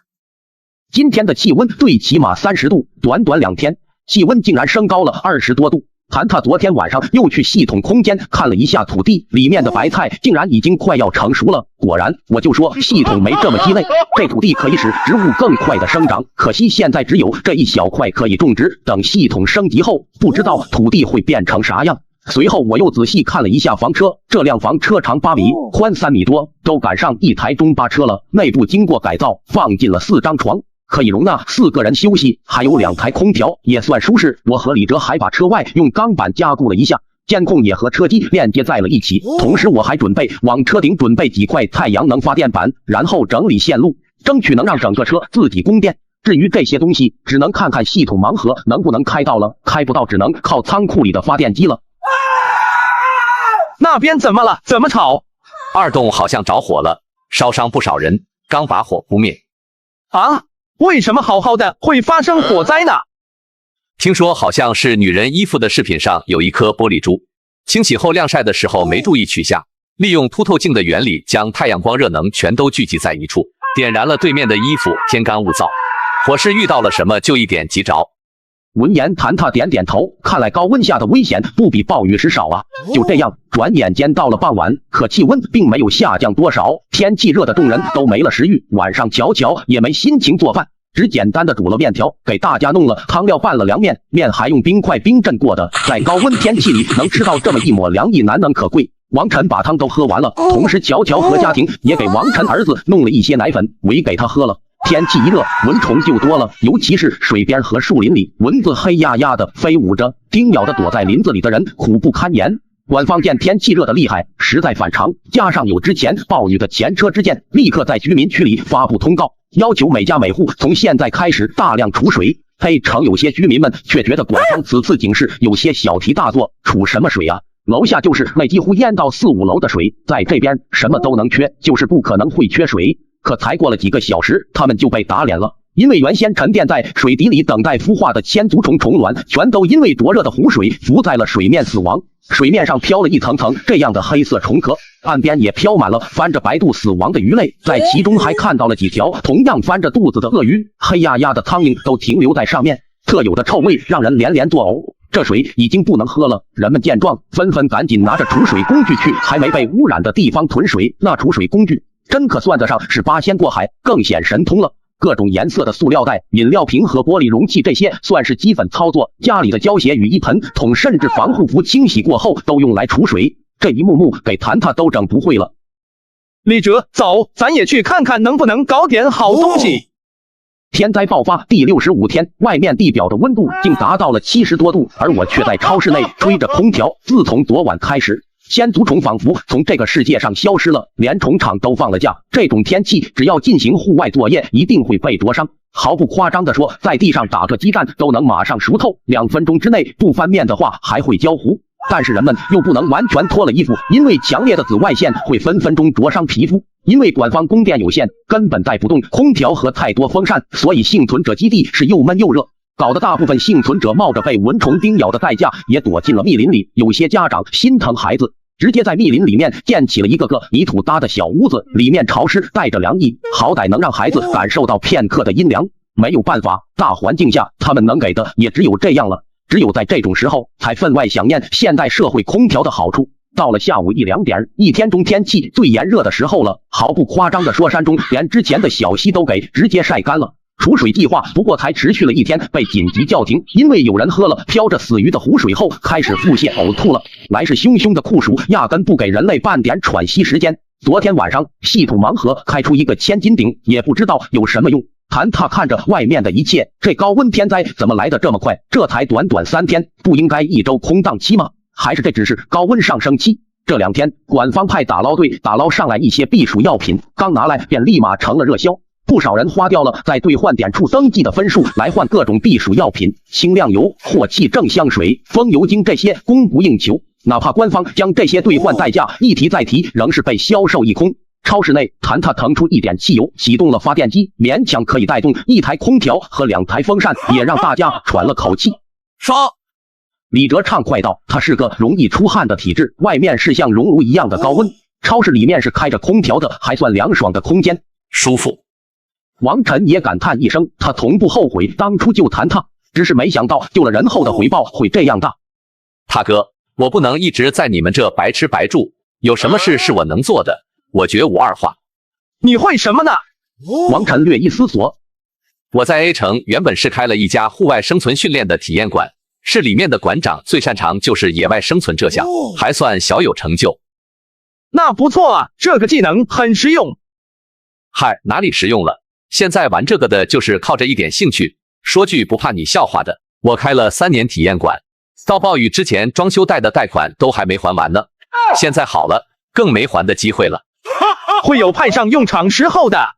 谭踏，不瞒你们说，我这2年跟着之前那个博士学了一些医学，还算懂一些。可以啊，没想到啊，你这也很有用。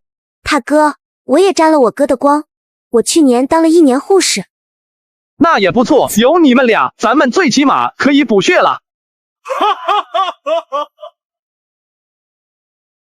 这天夜晚，有人在梦中惊醒，疼得大叫，并在地上不断翻滚，神情狰狞不已。仔细一看，地上竟然趴着一条10几厘米长的大长虫。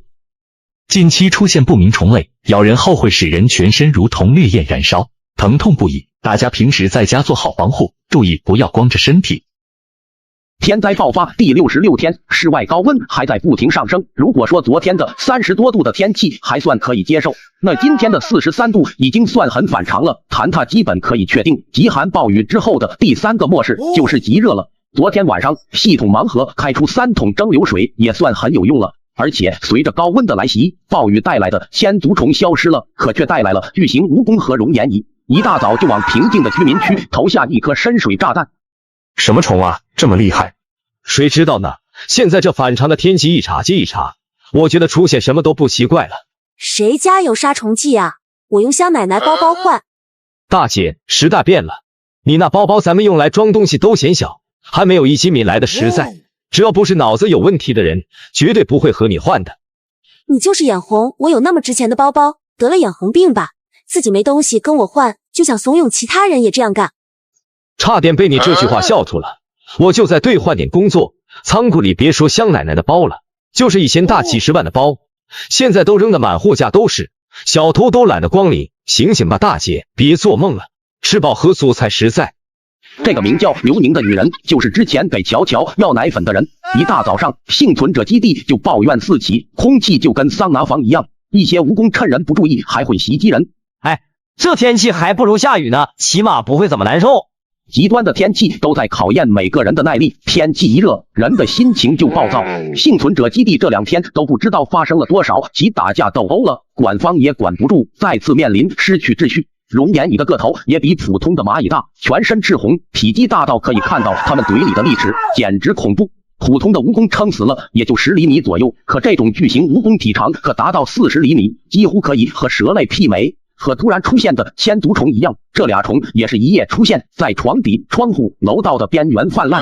这些虫子的冲击可要比当初的千足虫还要大。现在这种巨型蜈蚣和熔岩蚁不仅基数十分庞大，而且虫体内的毒性虽然未知，看到这种艳丽至极的长相，就知道必定不是个小角色。这时官方也发布通告，让大家做好防虫措施，并且可以来一动领取驱虫剂。虽然谭踏空间里不缺这东西，但是看着王晨和鸣人他们都去领取了，为了不搞特殊，谭踏刚踏出门外。踏哥，上午好。你好，你好，你这是来？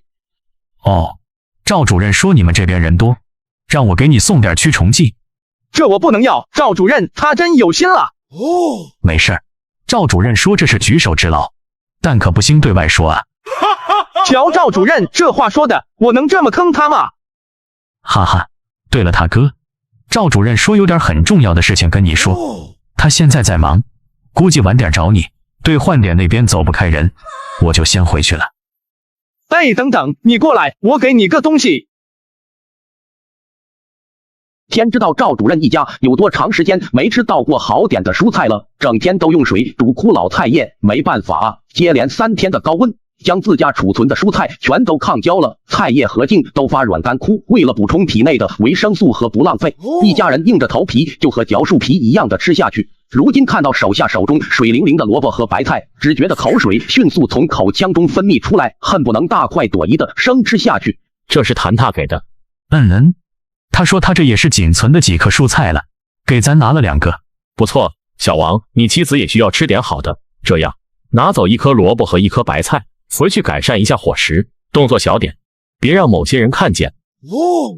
天灾爆发第67天，高温夹杂着虫灾来势汹汹，甚至有一些上了年纪的人被咬得浑身肿胀，眼看就要不行了。谭塔也从空间取出2箱驱虫剂。好家伙，终于把驱虫剂领回来了，差点没嘎在那边。谭塔，你没去管方那边领蚊香吗？你都不知道那边都闹成什么样了。蚊香。只见李哲明人手里纷纷拿着半截蚊香，原来所谓的驱虫剂就是蚊香，就这一点，点燃以后估计还不够巨型蜈蚣和熔岩你们闻个味道，更别说驱赶他们。谭塔，你这驱虫剂怎么来的？怎么这么多？谭塔看了一眼箱子，无声的笑笑，没将赵刚供出来。别人送的，好歹我也是虫场负责人之一，难道这点福利也没了吗？早知道就不去了，小爷我在太阳底下晒的连油都冒出来了。就这样，大家纷纷给房间各处喷上驱虫剂，也算隔绝了虫子的蔓延。今天外面的气温还一直在升高，最高时已经达到了51度。看着眼前的情况，李哲他们也纷纷同意转移到 S 城。如果只是高温，还可以在这边苟一下，但现在又是虫灾，又是水资源紧缺，在这边真的坚持不了多久了。乔乔和家庭2人给孩子喂了奶，王晨是个大男人，照顾孩子毛手毛脚的。家庭二话不说，从王晨手中接下了照顾孩子的事情。果然还是女孩细心一点，老妹儿真贤惠。昨天晚上系统盲盒开出50升汽油，谭塔拿出5升来启用发电机，剩下的存在了系统空间之中。谭塔意识进空间的时候，瞥了眼空间里的进度条，这次这让谭塔不禁感觉到腿软，因为这次进度条的长度和宽度是之前的2倍，这要到猴年马月才可以填满啊。之前的千足虫因为是可食用且容易捕捉的存在，所以抓捕的量才那么多。现在的巨型蜈蚣和熔岩蚁都是带毒的存在，几乎无敌了，关键是它们不可列入食物的名单。这种虫类几乎没有任何捕捉价值，就算像之前那样收虫的情况下，如今要填满空间的能量条，最起码也得需要原先情况的10倍以上，让他感觉到几乎是有生之年不能完成的存在。系统里还有未知的隐藏空间等着他去探索，但他总觉得自己将路走窄了，而且从第1个能量条的时候他就有所感觉了，就像以前玩的通关游戏一样，空间进阶肯定有捷径在。而他现在却是在按部就班、遥遥无期的那种，所以那条捷径真的存在吗？老赵，家里的菜又被晒干了，没东西吃了，你快想想办法。主任，门外有人来找你。这会还有谁找你？是谭塔。让他进来。他谁啊？怎么就让你这样在意了？这个年轻人有点神秘，不能小觑。哎呀，你来就来，还带什么东西？赵主任看着谭塔手中提着那一大袋子的东西，嘴角的笑容更大了。这怎么好意思呢？来，小谭啊，东西放着。赵夫人也是见过很多好东西了，能够嫁给赵秘书，本就是强联合，家族联姻。谭塔送的这些东西，在极寒暴雨高温之前，他可能会让保卫员将他给打出去，可现在他的眼睛瞪得老大，里面的高兴都快转变为实质。胡萝卜、大白菜、西兰花，还有耐放的土豆。今天怎样都要留下吃饭。是啊，留下来吃饭，就现在这条件，粗茶淡饭你可别嫌弃啊。主任，听说你不跟我们一起转移去 S 城？灾爆发第68天，由于高温和虫灾的侵袭，幸存者基地不得不选择转移到 S 城。赵主任，听说你不去 S 城？果然瞒不住啊。对，上面的确派我去分管 F 城。好吧，这样的话，我们就不拖赵主任的后腿了，期待有一天能在 S 城相逢。赵刚笑着摇摇头，暴雨和高温的持续加持下，让世界范围内的很多地方都被淹没，高铁和飞机场也在内。现在交通也是倒退了数十年，这次分开，再次见面就难了。对了，你们要去 S 城，最好问问看谁有房子吗？自从暴雨之后，水位达到一个巅峰值，淹没了 A 城在内的数个繁华城市。幸免于难的3、4线以及18线的小城房价开始暴涨，真能用寸土寸金来形容。你能相信 Y 省一个连18线都算不上的小城市，商品房1平方米达到4W吗？虽然 S 城的管方也出手了，但是还是有些限制。你们转移到那边，如果要住人家的房子，还要缴纳租金，这么多人，这租金就够他们搞得盆满钵满了。这时我才想起来，李哲的家好像就在 S 城，不过我也不确定。那咱们啥时候转移？2天后。谭他心里一动，赵主任，你认识 S 城的负责人吗？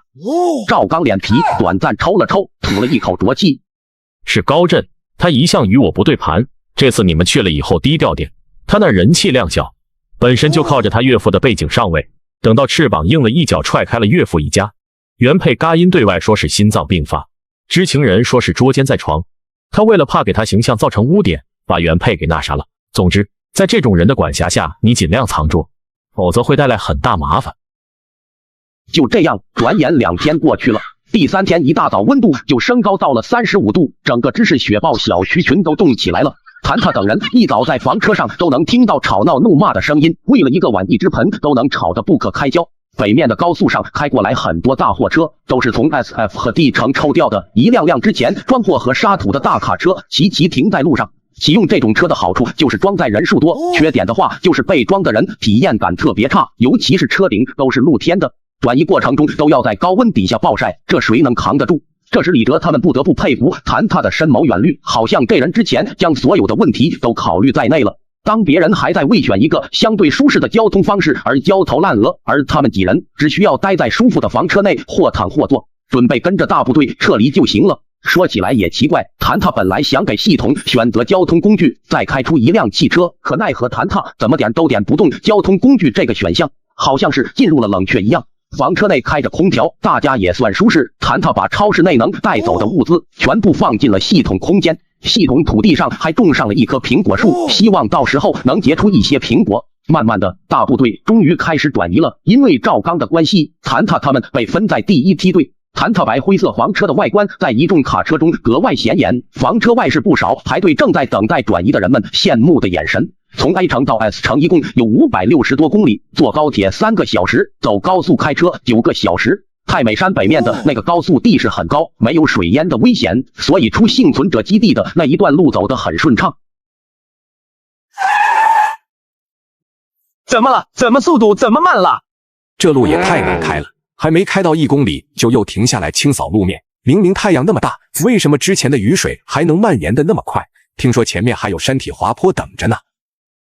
天灾爆发第71天，烈日高温已经升高到了52度，幸存者们跟着管方往 S 城转移着。转移的当天只开了60公里，而且我们和另一个城市的转移队伍碰上了，因为前方山体滑坡造成道路封闭，所以被迫停止前进。管方动员人员前去清理滑坡，而其他人则在高速两边扎起了营地。谭他看着停在营地里的房车，从普通的厢货车到上几百万的德系房车，也泾渭分明的停在2个区域，很显然就能分成穷人区和富人区。李哲下意识的将房车开到了富人区，就这谭他的房车在这群人里面也算不上高档。谭他不禁感叹，国内有钱人是真的多。转眼间到了晚上，家庭晚上在厨房将冰箱里的食物加热后端了出来，李哲、凯哥一行人大口大口的吃着。乔乔抱着孩子用奶瓶喂奶，王晨儿子很不配合，呵呵婷婷。然后画面就成了乔乔喂小孩喝奶，谭他给乔乔喂饭，乔乔脸色红红，很不好意思。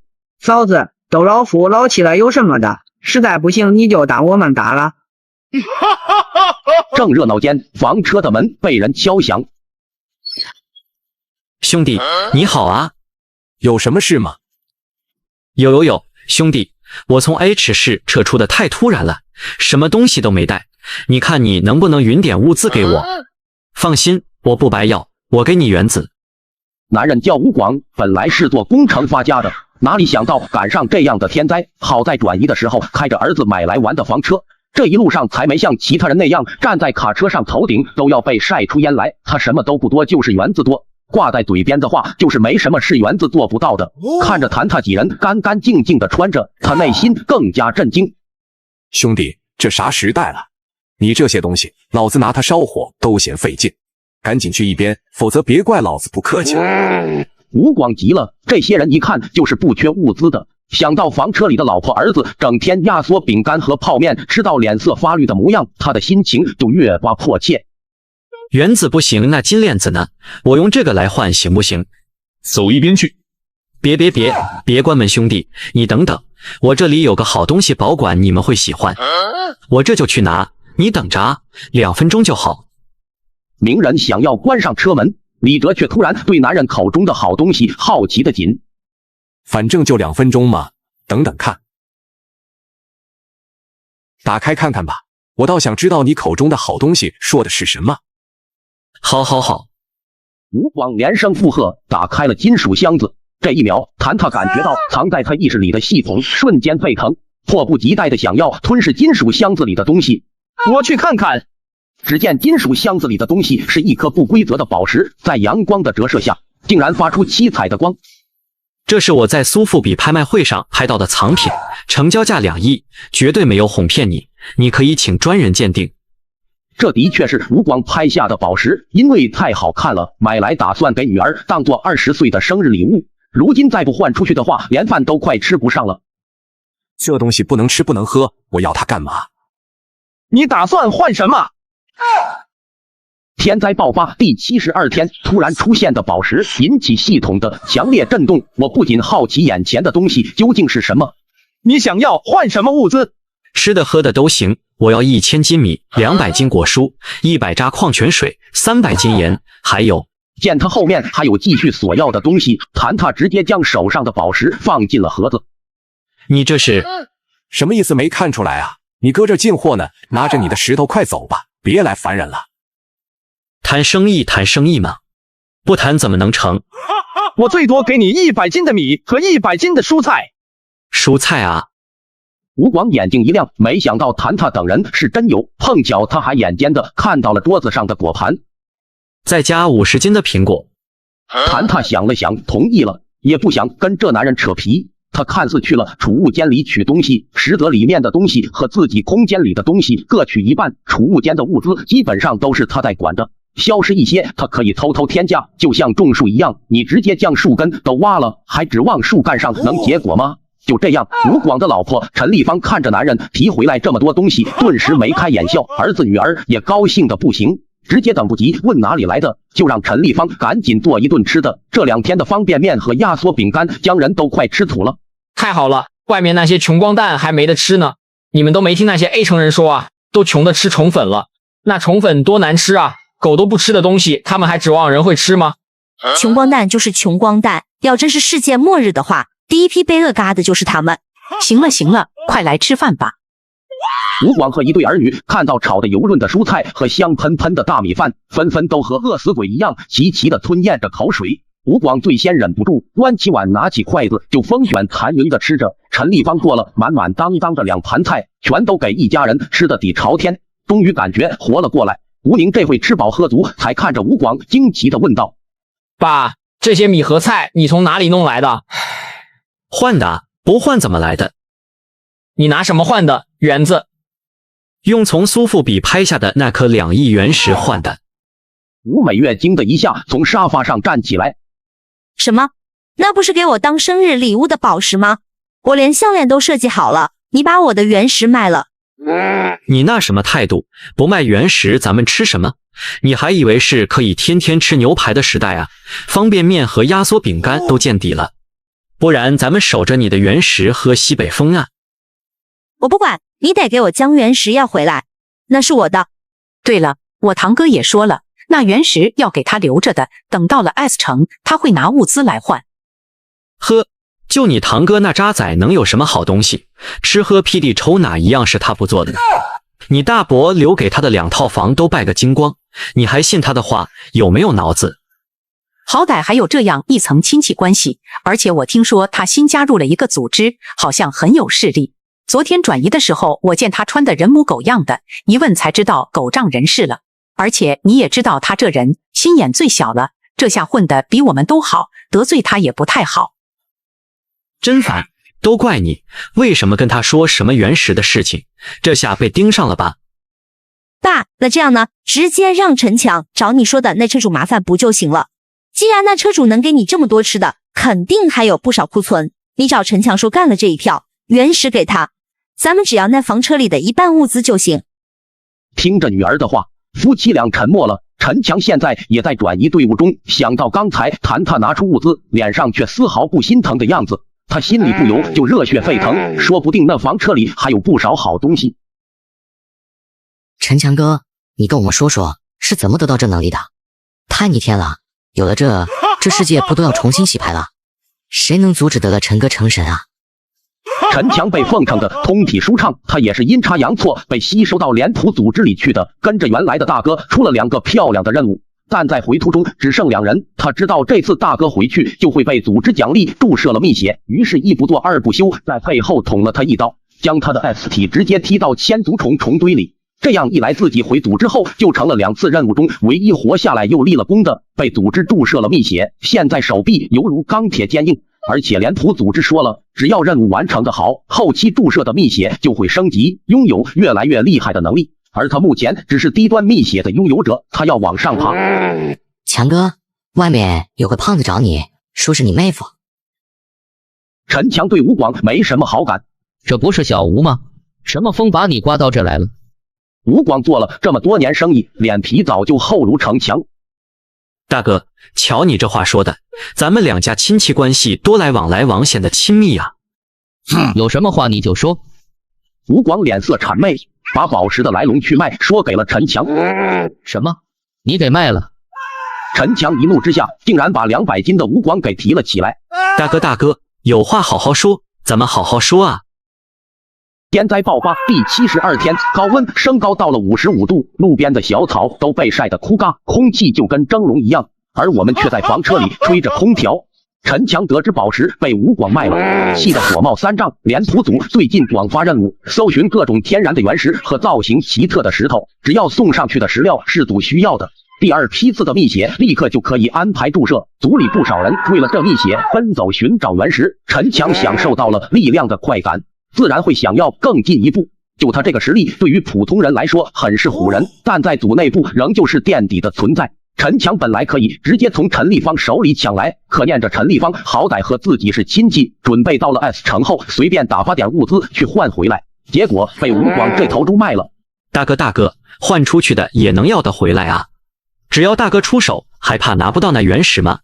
而且和我换的那房车车主可是有不少好东西，只要咱们干上那一票，我就要什么有什么了。大哥也不需要窝在这个帐篷里受这份罪。如今这个世道开房车的都是有钱人，你怎么知道他们手里会没有家伙？不能吧，我看那几人也不像是个练家子，都拖儿带女的。再说了，我们枪管制的多厉害啊，他们怎么可能会有这东西？你懂个屁！就这样，虽然陈强嘴上担忧着，但是心中还是打起了谭他等人的心思。你去请老黑给我们走一趟，就说东西3七分。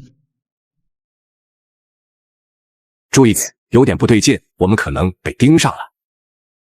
到了车里后，谭他将那块原石拿了出来，仔细端详，克制住体内空间疯狂想要吞噬的本能。他发现这原石越看越有种奇怪的感觉，他心里一动，迫切的想要将这原石分成2半。能称为石头的，无一不是坚硬无比，靠人力压根无法将其切割开来。那靠空间之力呢？操控意识吞进一半的原石，另一半则露在现实里，可被空间力量切断的那一半原石进了空间后就变成了光粉。原来一动不动的能量条竟然向前推进了一大截，谭他这才感觉找到了能量条的增加方式了。可问题来了，是所有宝石都可以被吸收吗？还是只有特殊的宝石可以？哪里来这么多的这种宝石呢？此刻突然谭他体内像是一团火在烧，迫切的需要从身体找一个缺口抒发出来，他忍得整个人都在打摆子，最后实在难受，用手紧握住桌角，金属制的桌角竟然被他捏成了粉末。谭他，你没事？我就是使劲握了一下他。你力气怎么变得这么大了？我上一次见这种情况还是咱们打绿毛男的时候。说起绿毛男，自从丧尸爆炸之后，我们便没有见过他了，也不知道他嘎了没。李哲顺手拿起了那块陨石，小心。可陨石并没有在李哲手里起到怎样的作用，一直就安安静静的。谭他，你是怎么做到的？我也不清楚，就这样碰了一下。李哲不信，碰一下就行。说完，他将自己的手接连碰了好几下陨石，最后甚至用上了滴血认亲的方法，而陨石却仍然一点动静都没有。说不定这东西认人呢，要不换一个人试试？你来。就这样，鸣人也模仿着李哲折腾了10几分钟，宝石也没有任何动静。鸣人自嘲一笑，觉得自己也魔怔了，想这些有的没的超玄幻的东西干嘛？可就在他想要放弃的时候，动了。原来是陨石中很像水银的液体沾到了鸣人的血液以后，渐渐往他手掌心的地方移动。鸣人惊慌一瞬，而后克制住了对未知事物的害怕。什么感觉都没吗？鸣人点点头，的确什么感觉都没。但正当想要说话的时候，就这样，半个小时后，怎么样？身体有啥变化吗？我感觉我2条腿好像充满了力量。难道这东西是强化4肢力量？我还以为有什么异能呢。后续谭踏又把王晨和凯哥叫了过来，解释并让他们滴血认亲宝石，可他们却跟李哲一样，没有任何反应。谭踏看士气低迷。好了，这种神奇的事情本就罕见，说不定你们多锻炼身体也可以。谭踏将那一小块陨石放在口袋中。言归正传，李哲发现了有人在外面盯我们的梢，来者不善，我们要提前做好部署。什么意思？我们这是被盯上了？谁呀？谁都有可能，这种时候还能开房车转移的，就差没将冤大头写在脸上了。咱们几个人没事，那车上的女人孩子呢？咱们要把他们转移吗？来不及了，而且如今这样的环境下，哪里有绝对安全的地方，让他们躲在房车里，抄家伙，干翻那群人再说。其他几人默不作声，目前情况也只能如此。怎么了？这是这样严肃？谭踏一看是家庭抱着小孩，不禁皱眉。乔乔呢？家庭看着谭踏这样严肃的模样，心里也一紧。出去排放厨房污水了。末世爆发第73天，路上的泥石流还没清理完成。夜晚，普通幸存者区热闹纷纷，而房车富人区却静悄悄的，显得很诡异。得知乔乔出门，谭踏等人匆忙来到车外，第一眼看到的就是乔乔被吴广挟持住的模样。放开他！本来还当你们是小角色，得亏我陈某人没有低估你们，请来了老黑。现在放在你们眼前的有2条路，一是留下车盒里面的东西给我滚，二是都嘎在这里。要是我一个都不选啊！不选，那你这小娘子可就见不到了。李哲震惊无比，子弹打在陈强手臂上，竟然跟打在金属上一般。陈强不屑嗤笑一声，在密邪者面前弄这些小把戏，班门弄斧，算了，不跟你们玩了。老黑，立马解决他们，今天就让这些人知道我们脸谱组的厉害。脸谱组，鸣人和王晨脸色突然一变，熊熊复仇的烈火仿佛在他们身边燃烧。被叫做老黑的人缓缓从陈强带来的人中走出，只是一个普通的中年男人。啊，你这贱人！两方敌对的势力被这一声惨叫打破。乔乔拿着腰间的长刀给了吴广狠狠一击。废物！乔乔的动手拉响了战斗信号。王晨和李哲的身手很好，就算没有加强体质，对付起其他人一点也都不吃力。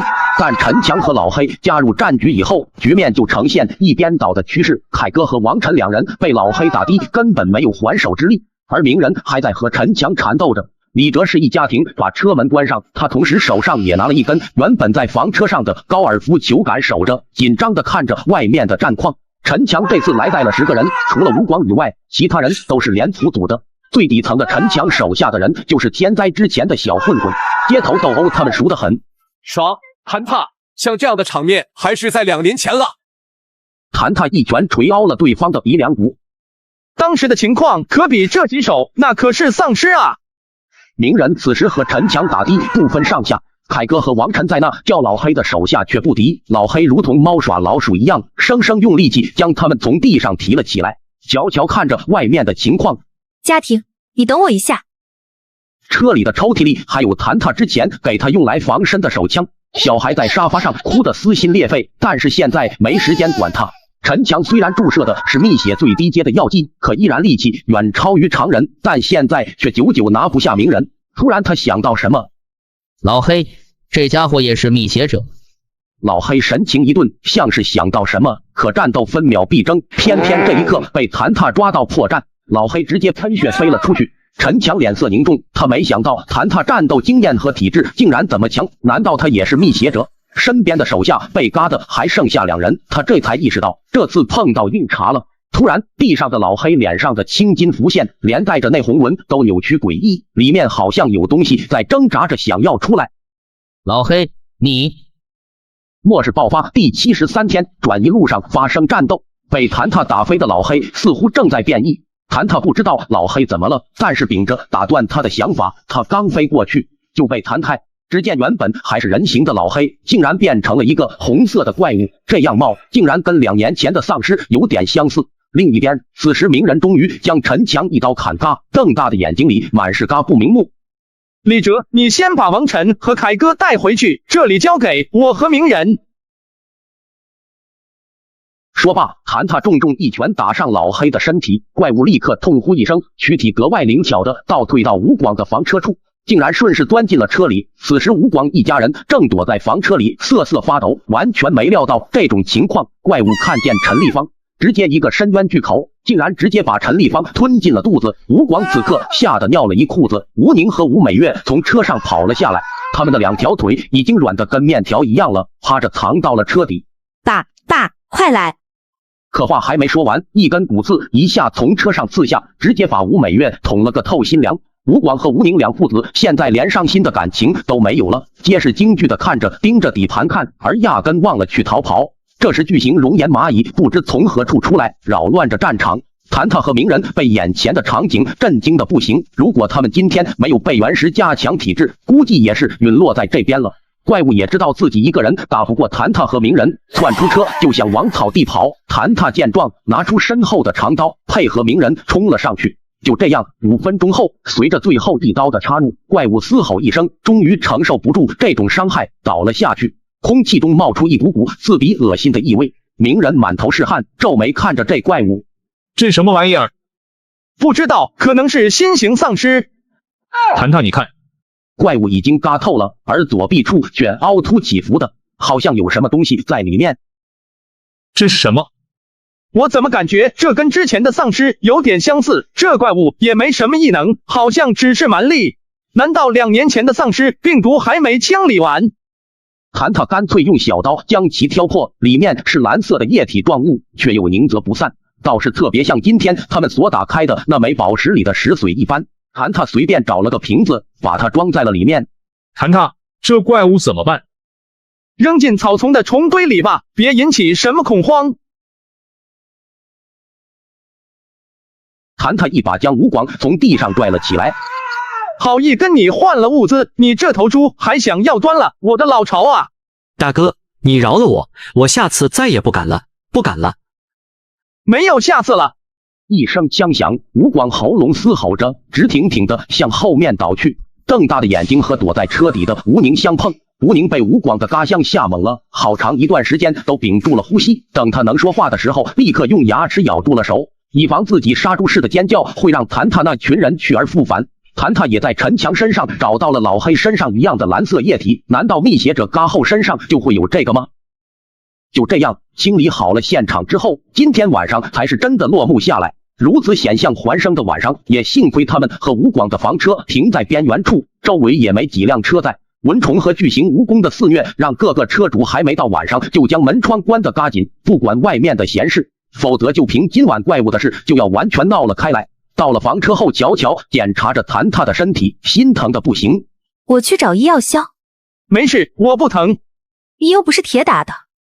谭踏嘿嘿一笑，某些部位他还真是铁打的。鸣人和家庭因为学过医学，他们也给凯哥和王晨处理了伤口，身上的淤青也用红花油涂抹了一遍。今天发生的事情是不是很不可思议？谭踏，那玩意儿是什么东西？我怎么感觉跟丧尸有点像，就是不知道有没有传播性。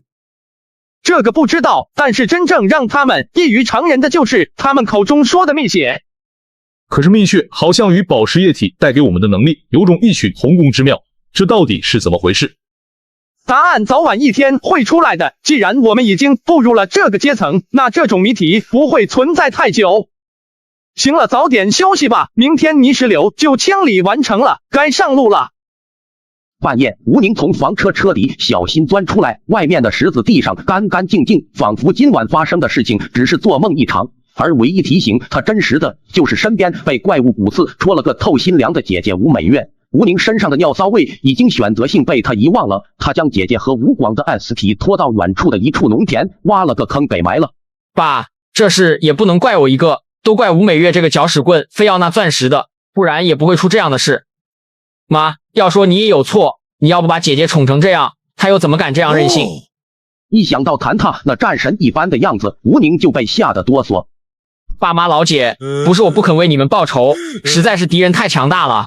现在人慌马乱的，没有纸钱，等我尘埃落定以后，一定初一15都给你们烧纸钱，烧多多的纸钱。吴宁又哆嗦的跪拜了许久，才站起身，将要离开的时候，搭在坟头上的那块石头突然掉了下来，这下是摧毁了吴宁最后一丝心理防线。行，我知道你们嫌我没出息，嫌我没本事报仇。古代有割袍断义，今天我们也断绝父子关系，以后你不是我爸，我也不是你儿子，这血海深仇谁爱报谁报去吧。末日爆发第74天，泥石流清理完成，幸存者开始继续转移。早上，谭踏让李哲他们把吴广房车里的物资给拿了过来，他们的房车已经被破坏，不能开了。车队继续往 S 城的方向开，转眼间到了中午，气温也越来越高。官方不得不组织停靠在一个比较大的服务区内休整避暑。这一路上，谭踏也没见到过赵刚，估计已经往 F 城的方向走了。人类的生存能力强大到可怕，这样的天灾下依然能将从文明时代过渡到天灾时代的心理建设做好。服务区中竟然还有集市，那叫一个人声鼎沸。这鬼天好热，这都几月份了，这温度敢不敢给我升到100多度去？要是100多度的话，我还是躲进开水里吧，开水也才100度啊。太饿了，这虫粉真的吃不下了。以前都跟我儿子说别吃什么垃圾食品，现在只要有能吃的垃圾，我估计都能吃得下去。谁说不是？我现在只要想想，当初节目里披露出来的那些古泥淀粉肠、槽头肉、梅菜扣肉、工业饲料喂养出来的炸鸡，就口水直流。如今连吃这些东西的机会都没有了。大哥，人不能，至少不应该。没有人能逃脱掉油炸食品的快乐，哪怕被称之为垃圾食品都没用。就这样，谭踏几人也下车逛了一下集市。让谭踏精神一振的是，他竟然在这边看见了卖兔子的。种植空间已经不知道被他暗地里种了多少次，瓜果蔬菜收成了，光有蔬菜肯定不行，他要看看能不能养动物。这兔子怎么换的？大哥，我们不开价，你看着给。2斤米能卖吗？女人的脸色瞬间拉了下来。卖什么？2斤米还不如我把这兔子吃了呢。乔乔见状，立马把谭踏推到一边，发挥出当代女性的特殊技能，讨价还价。最后2只兔子以3斤半大米成功兑换。谭踏并没有打开笼子，而是直接将兔子扔进了菜园，因为谭踏怕他们把植物都给吃掉。谭踏又转了下集市，除了那一对活物兔子以外，剩下的集市里东西还真没有他能看上眼的。毕竟他空间里的存货比这还要齐全，所以干脆直接打道回府了。另一边，一个男人形态疯癫的将一个看起来瘦弱的女人压在身下胖揍。我对你那么好，你为什么还要背着我偷人？我没有，我和你只是邻居的关系，连朋友都算不上，我交男朋友算什么偷人？既然不接受我，为什么我拿来的那些物资你都吃了用了？是你坚持给我的，不是我向你要的。男人被气得哑口无言，这不妥妥的糖妞不等式吗？女人求救的目光看向了他才找到的相好，可那相好爽完以后就不认人了，还躲在人群中看热闹。见他的目光望过来，竟然还躲得远远的，一副不想和他扯上关系的模样。老娘跟你拼了！女人准备拼死反击的时候，突然觉得身上一轻，原来是有人将那男的从自己身上抓了起来。一个男人打女人丢不丢人？你自己乐意送谁不愿意要啊？不信你把你东西送给在场的任何一个人，看看他们会不会要。男人不说话了，这肯定会要啊。对于这些人来说，东西还不都跟大风刮来似的那么容易。再让我看到你动手，别怪我对你动手了。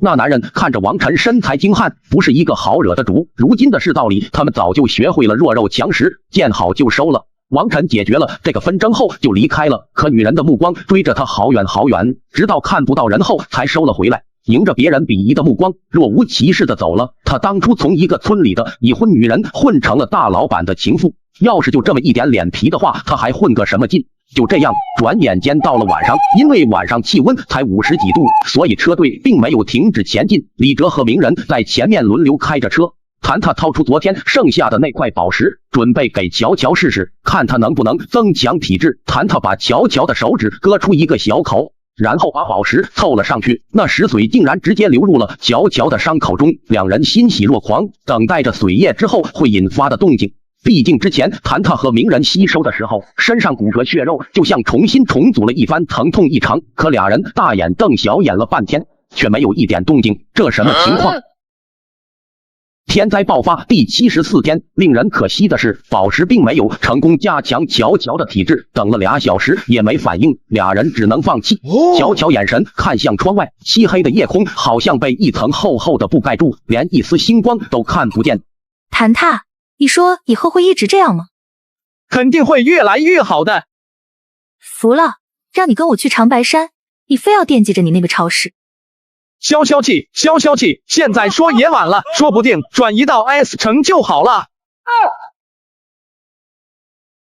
今日盲盒所得工具麻袋5个。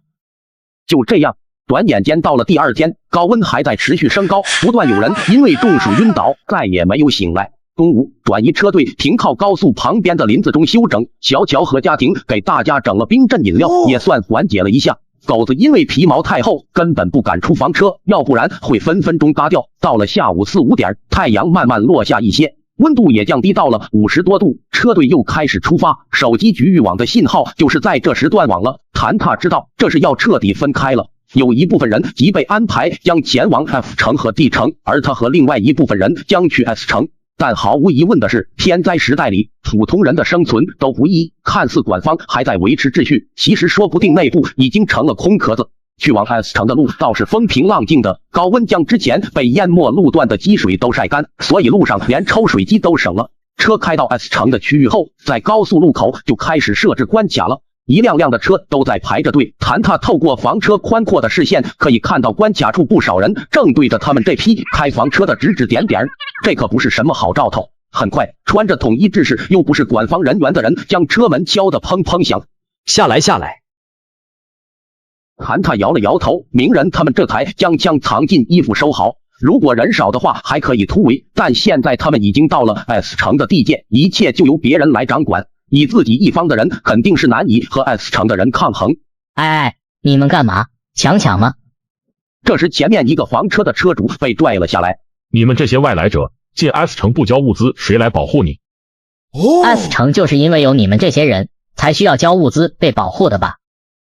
哟呵，你的嘴还挺硬啊！兄弟们，给我教教他该怎么好好说话。我们是官方合作队伍，按照准则条例办事。若是有人在这特殊时间闹事，就是这样的下场。若是不服，可以自行离去。大队伍里听完了他们的话都是沉默，自己倒是想走，可现在野外都成了毒虫肆虐的圣地，若是人类不能抱群而聚，迟早一天也得嘎在毒虫和毒物的口下。之前放在仓库里的麻袋呢，都用来装物资，能装多少装多少。看来车估计会被卡了，目前为止能将物资保存得当就行，况且有它空间的物资在，就不用怕饿肚子。你们几个过来接受检查。男人准备按住谭塔，可用尽力气，谭塔却纹丝不动。谭塔笑得温和：“兄弟，你没事吧？”男人知道自己是遇上了硬茬，他在 S 城也只是一个打手而已，没必要和这样的人交恶。万一今天弄不嘎谭塔，那就是一个隐患。兄弟，这是孝敬您的，大热天还在干活，也不容易。男人从原先怒不可遏的模样迅速调整好状态。所有进 S 城的人，物资都要收缴1/3当做管理费。你们这样的物资可以不用交了，不过房车得要充公。等下把房车停到那边停车场，进去登记信息就可以走了。在登记信息的时候，李哲拿出了自家在 S 城的房产证。你们几个人是一起住吗？如果不住一起呢？没有自己房子的话，就得服从统一调配。按照现在最新居住条例来看，你们大概会被分到15人居住的60平房子。居住以后禁止打闹破坏原居所，否则会被驱赶出房屋，不进行2次分配。鸣人瞬间瞪大双眼，一个70平的房子住15人，能住得下吗？那换句话说，是不是120平的房子就要住30人了？没办法，特殊时期只能忍耐一下了。哎呀，我房子不小的，够咱们住了，别分开了，我家就是你家。就这样登记完信息后，谭塔趁他们不注意，直接将房车吸到了空间之中，若无其事的走了。自此，谭塔正式踏入 S 城，但让他们没有想到的是，第一天晚上，他们就被恶心到了。天灾爆发第74天，幸存者们成功进入 S 城，大家纷纷进入自己分配的房间和大楼。因为人比较多，所以并不是所有人都能安排好住所的，有些是直接被安排在野外，牵了一个简陋的帐篷遮风挡雨。至于蚊虫和蜈蚣什么的，自求多福吧。现在各种资源极其珍贵，社会上谁有多余的东西给你分配。天灾之下，不断有人病嘎、恶嘎。之前人们还觉得住嘎过人的房子不吉利，现在他们巴不得每天都有人嘎掉，腾出居住空间。就这样，第一天晚上，因为李哲的房子是中间户，楼型又是一梯4户的设计，所以两侧房子的隔音并不算太好。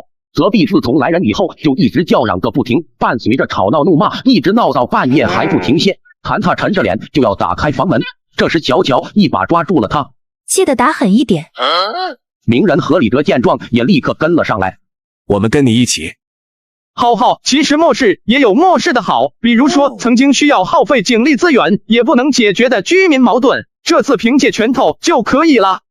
谭塔先是敲开了隔壁家门，隔壁过了好久才打开了门，里面站着两个魁梧的汉子，打得不可开交，脸红脖子粗的下一秒就要置对方于死地。两个汉子就仿佛代表着两个阵营，其他人分别为了他们摇旗呐喊，都想斗倒对方，占据便利。官方虽然在登记的时候说的不可发生矛盾，可一旦进入了房子后，事情就不是官方说了算了。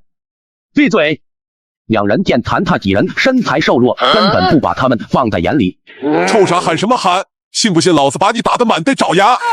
这话一出，不用谭塔动手，鸣人直接穿过人群，大步上前抓着那男人，直接来了几个耳光。那个男人虽然壮实，奈何鸣人可不是普通人，抓着男人的脚踝，轻松提起他就连续往地板上砸去，一顿闪电5连鞭，直接把男人打低，躺在地上动弹不得了。对面的另一个壮汉震惊之余，十分庆幸自己没做这个出头鸟。壮汉被鸣人打得快没了半条命，这回终于不敢再招惹了，连连求饶。我听不见，声音再大点。大哥，求求你饶了我！壮汉现在也的确狼狈，头上嫣红的液体和眼睛里的泪水混合在一起。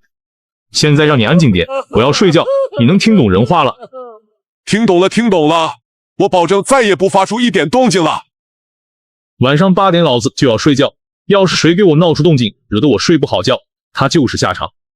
人都是欺软怕硬的生物，尤其是鸣人刚刚录了这么一手，一群路人连说话都不敢了。果然，以暴制暴是最简单快捷的办法。就这样，晚上谭塔等人果然睡得很舒服。第二天一大早 ，S 城管方的车就在各个小区楼栋下拿着喇叭高喊，用积分去兑换物资了。谭塔4人也出了门，准备去看看这所谓的物资兑换。领物资的场地是安排在一个大型地下室内，因为中午的时候人站在太阳下10分钟就会因全身烫伤嘎掉，而这次不是 S 城管方的人了，是昨天进城拦在第一个关卡处的人。其实赵刚之前还跟谭塔说过 S 城的局势， S 城有3大家族，一是 S 城发家的魏家，势力强劲，行事霸道。高震为什么会被调到 S 城管理，就是因为他是魏家的女婿，吴家行事内敛，从不与人交恶，但在 S 城实力角逐中从来没有吃亏过。田家行事低调，赵刚对这个家族也不了解，但是也是个霸主家族。而谭塔为什么会选择来到 S 城，而不是找个野外生存？一方面是因为他想搞清楚系统的来源，第二就是脸谱组织。为什么不能全部领了？我这积分表上可是白纸黑字的登记了分值，该领多少就要领多少啊！见好就收，一个人1天就能兑3斤米、6斤虫粉，你全都兑了，其他人吃什么？可之前在 A 城的时候，我不管你之前在什么地方，现在这是呢，这是 S 城，S 城就有 S 城的规矩，你我都要跟着规矩办事。那人被说的哑言，只好闷头算了，那就兑换3斤吧。兑换物资的年轻人嗤笑一声，向旁边点点头，示意将米丢给那人。那人拿到米后，脸色又不对了。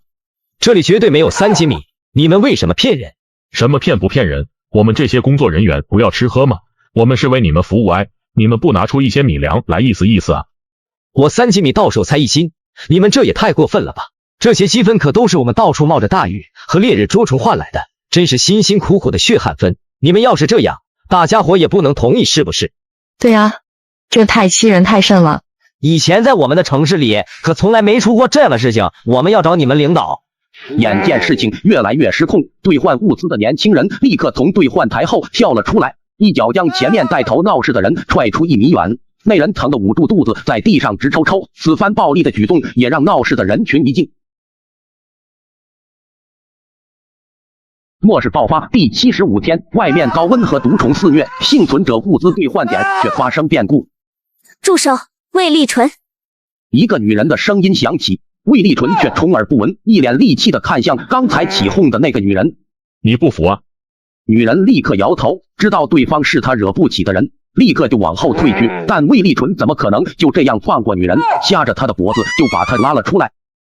你我们也不要了，您高抬贵手，放我老婆一马吧，求你了，我给你磕头行不行？